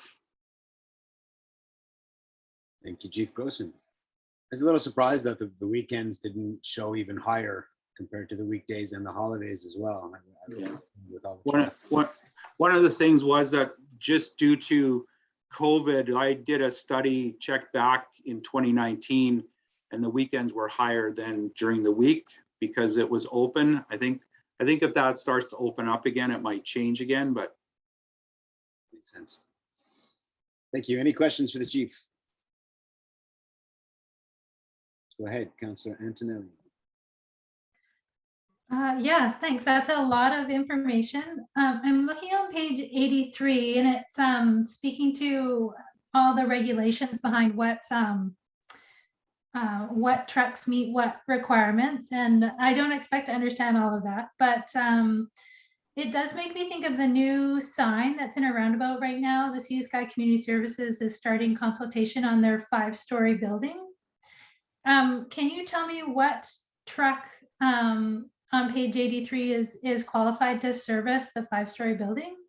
So one of the things that we have to look at right now, engine one, there's a couple of more complexities that come into play, which I'll be talking to both Scott and Colin and the building inspector on. It's the size of the building, it's the height of the building. So depending on fire flows and requirements, we may have to look at a second truck, because once you reach, like, there's a whole bunch of fire flow requirements involved as well. So if the building requires a certain fire flow, our engine one, for instance, does a fire, like, can do so many gallons per minute. With our current ladder truck, we can do so many gallons a minute. And this is where the calculations come into play. And looking at this, we would definitely have to look at, I would say, a second ladder truck, just in a quick and looking at what's coming up. But until I get the actual numbers, and there's also sprinklers required in the building and the fire flows like that. So at this point, I would say we would be looking at a ladder truck, but until I get the right numbers and the area, it's very difficult to say what the requirement would be. To clarify, this ladder truck can service a 5-story building? That is correct. Okay, thank you. Yeah, the current ladder truck that we do have can service the building. It's just a matter of fire flows where that's the biggest concern right now, is the fire flows, which will help me work that out. But thank you. Any other questions? Okay, seeing no questions, I'll first look for a motion to receive the fourth quarter report from Fire and Rescue. Moved by Councillor Noble, seconded by Councillor Zant. Any discussion? Opposed? Motion carries. And then a motion to receive the Permanent Fire Rescue 2021 annual report. Moved by Councillor Noble, seconded by Councillor Craddock. Any opposed? Motion carries. Thank you, Mr. Grossman. Have a great afternoon. thank you. You too, Mayor and Council. Okay, moving along, we're on to 10A. We're on to the bylaw for the Village of Pemberton Water Treatment Plant, bylaw number 922. Ms. Gilmore. So this is a relatively straightforward bylaw. The one thing that I would suggest, council indicated their preference for a 25-year term. So if that is the direction to go, we would need to amend this just to identify being the term over 25 years, but that should not change any of the other components of this bylaw. It still references the 1.69 million borrowing. And as indicated, we would just be looking for the first 3 readings, and it would sort of be on hold until we are successful with grant funding. Thank you. Any questions? Would somebody like to move the first 3 readings with a 25-year term? Councillor Noble, seconded by Councillor Craddock. Any discussion? Any opposed? Motion carries. Thank you. Okay. Mayor's report. This could likely be one of the shortest ones ever. I feel like the last 2 weeks have gone by quickly. I've also been away for a few days at a time here and there with the basketball team. So, and I feel like some of the regular meetings I forwarded on information. So really there was just the PBIS meeting to report on, which I'll follow Councillor Zant on that if necessary. And another note, significant item is that the CAO for the Squamish-Lillooet Regional District has been officially named. Mr. Craig Dalton will be joining as the CAO on March 7th, I believe. He's the outgoing city manager for Lethbridge. Got a vast experience in local government, from ombudsman work to deputy, this, that, and the other. He's been all over the country. He was part of the rebuild in Kandahar. So very interesting background, and we're looking forward to having him take his position at the SLRD. Really, that's it from the last 2 weeks. I do have an interesting meeting coming up on Thursday, and it is it's sort of a focus group based on resilience, community resilience, and collaboration on that, and it's how to work towards increasing our community resilience in the face of climate change and everything we've been seeing, and how to do it with partnerships. So it's staff and elected from SLRD, LEWAT, I believe the MLA is joining us, emergency staff are joining us. So it'll be an interesting sort of session on how to work in partnerships to continue building our resiliency here in the Valley. And really, that's it for me. Any council reports? Councilor Craddock. Oh, you're on mute. Too many things for an old guy to figure out. Tourism Pemberton report from February the 9th. Some of the issues that they're working forward with, they're looking for the board member commitments going forward for 2022 for people that want to be on the board and are going to be able to be present at the meetings. They're working on their AGM presentation coming up later this month. If anybody's interested in attending, I believe it's the 25th. They did a review of year 2021, and they had an extremely busy year. It's actually surprising how much work they actually get done in their organization and how much effort is being put into presenting Pemberton and area as a great place to visit. They did some work on their Instagram account because it was deactivated. The issue for Carly was you couldn't talk to a person. There was nobody available to talk to, so it was pretty much a dead end road for her. So she was pretty upset about that, but I think they're working ahead on that. They're looking for a person to fill the position of Secretary Treasurer coming up at the AGM board meeting. They're looking forward to their 16th annual Slow Food Cycle Sunday on August the 21st. And the money that they have left over from their washroom facilities, it was suggested that it does not have to be returned. So they're going to be adding a new washroom facility in the Mackenzie Mackenzie Basin area with the approval of the Village of Pemberton. They're thinking that parking lot area out there and up the new launch site. So that'll use up most of the money that they've received for that funding, and they seem to have done a really good job, and they've got maintenance program in place for it. So it seems to have gone very well. So that's Tourism Pemberton. Just a couple of little notes that is not my portfolio, but information from the Chamber of Commerce. Meredith has left as the executive director. She did a heck of a job for the time she was there. It's going to be missed, so they're looking to fill that position.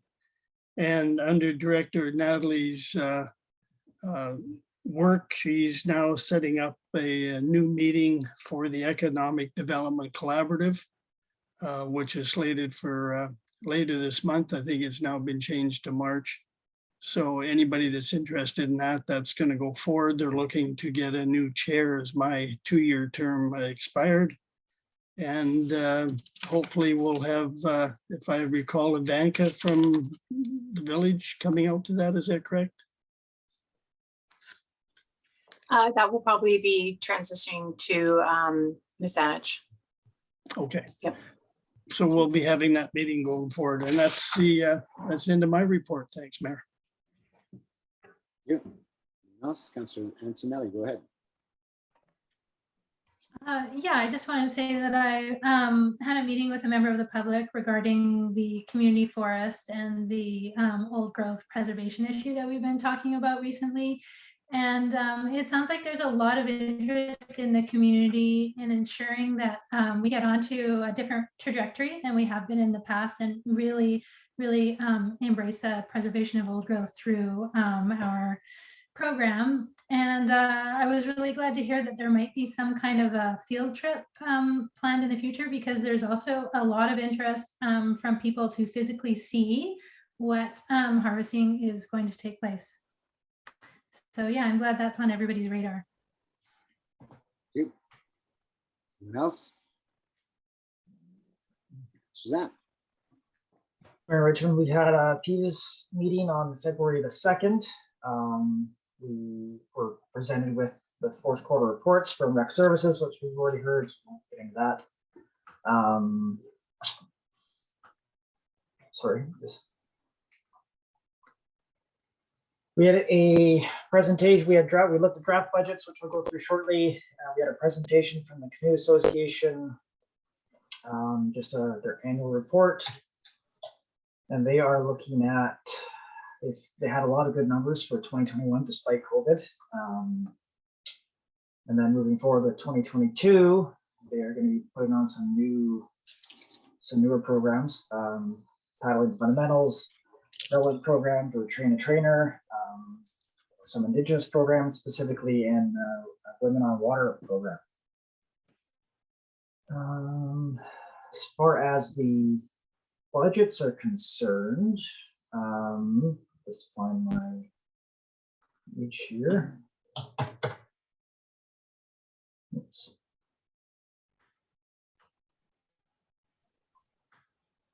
So we're waiting on the permanent fire rescue budget, so the fire services committee can have a chance to review it. Permanent search and rescue remained flat. We're still waiting for the report from them. I assume they got called out to a rescue during the meeting. Permanent refuse grounds, according to the report, their requisition increased, and it also appears that there might have to be an increase in the requisition amount. Pemberton TV is at 0 since the society has been dissolved. The Pemberton Museum is asked and got a 18% increase in their requisition, mostly based on they're creating a couple new programs, but moreover, they are doing some new building constructions. They have to upgrade their infrastructures, mostly due to electrical maintenance. That's where they mentioned a lot of the costs are going to come from. The library's budget was received and sent back. We felt that the library was being a little too conservative with their budget, so we sent it back for Emma to review again, and it's been discussed at the library meeting and forwarded back to the SLRD, the SLRD, and then should be reviewed at the next committee meeting on March 10th.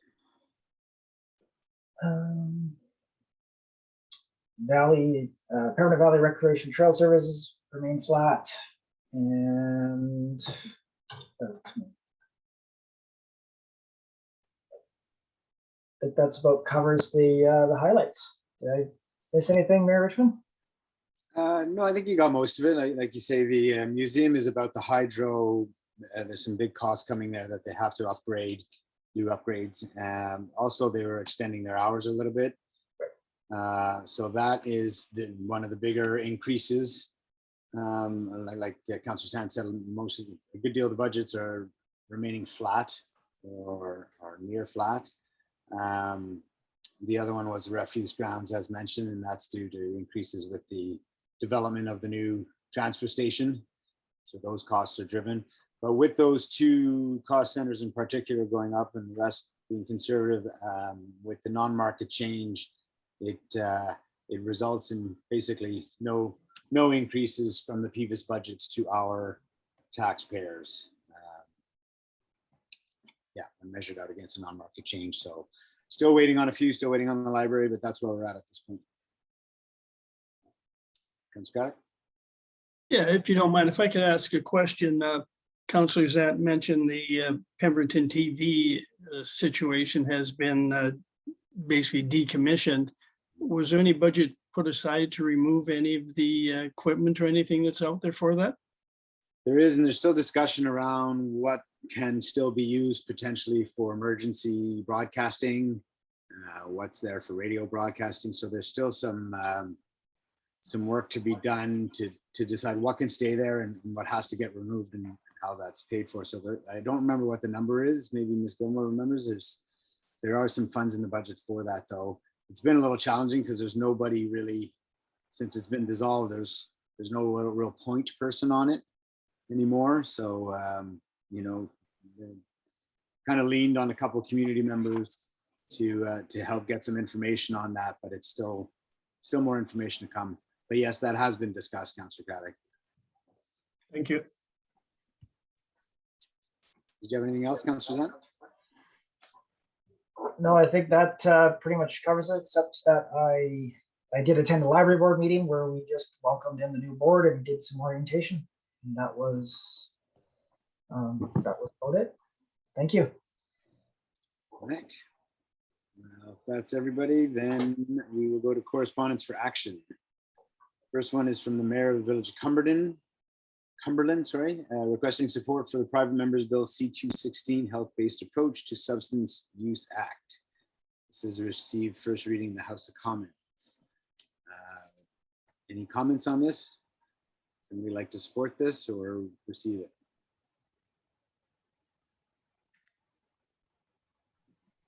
Scottick. Move to receive. Seconder. Any discussion? Opposed? Motion carries. Next up is from the Public Relations Communications Advisor, BC Council for Girl Guides of Canada, asking to light up the village buildings with blue lights. Any comments, or would somebody like to receive? Councillor Antonelli, go ahead. Yeah, I think it's a great idea. I would like to do what we can to support the Girl Guides and girls and women in general. Do we have any other programs like this, or so a light we shine somewhere with color options or anything like that? Because I know Whistler has, you know, various lights they can put on their bridge over the creek in town there. So do we have any options? We haven't previously identified sort of that focal point of, you know, a different place where we can sort of recognize different groups. We don't also have budget for this. I mean, I guess council could allocate some funds from community enhancement if that's something that they wanted to do for this particular one. I would suggest that if this is something council wants to do, that we could come back with a bit of an idea of certain areas that might, you know, bring in a light, pardon the pun, to different groups. But yeah, at this point, we don't have anything, a policy or any previous practice that we've done. Well, maybe it would be nice to put it on some kind of long list to consider, you know, not as a unique project, but just as part of something else we're working on. And it can just, you know, join the conversation. Councillor Caddick. Yeah, is there a possibility with the new electronic signboard we're putting downtown that could be incorporated into that, because it's going to be lit? Go ahead. We're having challenges with that. It is in the MOT right of way, and at this point, they are not prepared to support it. So we're looking at options. Okay. Well, if we do go with electronic board, maybe that would be an option to include some coloring in there. Thank you. Noble. I was going to suggest that maybe we could incorporate some lights or something in the roundabout, but that's in the MOTI too, isn't it? But I did hear that there might be some power and water and whatnot out there. All good considerations. Let's somehow bookmark that, Ms. Gilmore, so that it does pop up as part of a conversation. Go ahead. Maybe we could make a resolution that it would stay on our outstanding listing that we bring on a quarterly basis, and it's easy for us to make sure that it doesn't get forgotten. Okay, so a motion for staff to consider a location where, feel free to help me out at any point, Ms. Councilor Antonelli, where lighting can be incorporated to celebrate and support different themes. How about that? Does that work, Sheena? It's okay, Councilor Antonelli. Okay, so moved by Councilor Antonelli, second by Councilor Noble. Any opposed? Motion carries. And then in the meantime, a motion to receive the correspondence. Councilor Antonelli, second by Councilor Craddock. Any opposed? Motion carries. Next up is from the Mayor of Village of Chase, and this is regarding the Lillooet's petition requesting provincial and federal governments provide better forest management and wildfire protection practices in BC. Any comment? Councilor Noble, go ahead. I think that's something we definitely should support. Okay. Fires impacting everyone in this province more and more. And flooding. Seconder, Councilor Antonelli, any discussion? Any opposed? Motion carries. And then we have 7 correspondence for information. Would anybody like to pull anything out? Seeing none, motion to receive all 7. Councilor Craddock, second by Councilor Zant. Any discussion? Any opposed? Motion carries. Decision on late business. Late business, we have none. Notice of motion, question period. The regular council meeting is now open for questions from the public. Please be reminded that only questions directly related to items discussed during this meeting are permitted. If any members of the public attending via Zoom webinar wish to ask a question, please click on the raise hand feature in the webinar controls. This will notify staff that you would like to ask a question, and they will unmute your microphone when it is your turn to speak. Ms. Kennedy, do we have any questions? No, Mayor Richmond, there are no questions today. Thank you. So I will look for a motion to go on camera. Moved by Councilor Craddock, second by Councilor Zant. Any opposed? Motion carries. It's not a big in-camera meeting. Do you guys need a recess, or do you want to roll right into it? Sorry. Just resume the recording. I'm going to unlock the webinar. Okay. Okay. We have no rise with the report, so I just need a motion to adjourn the regular council meeting. Councilor Craddock, second by Councilor Noble. Any opposed? Motion carries. Thanks, everyone. Enjoy your afternoon.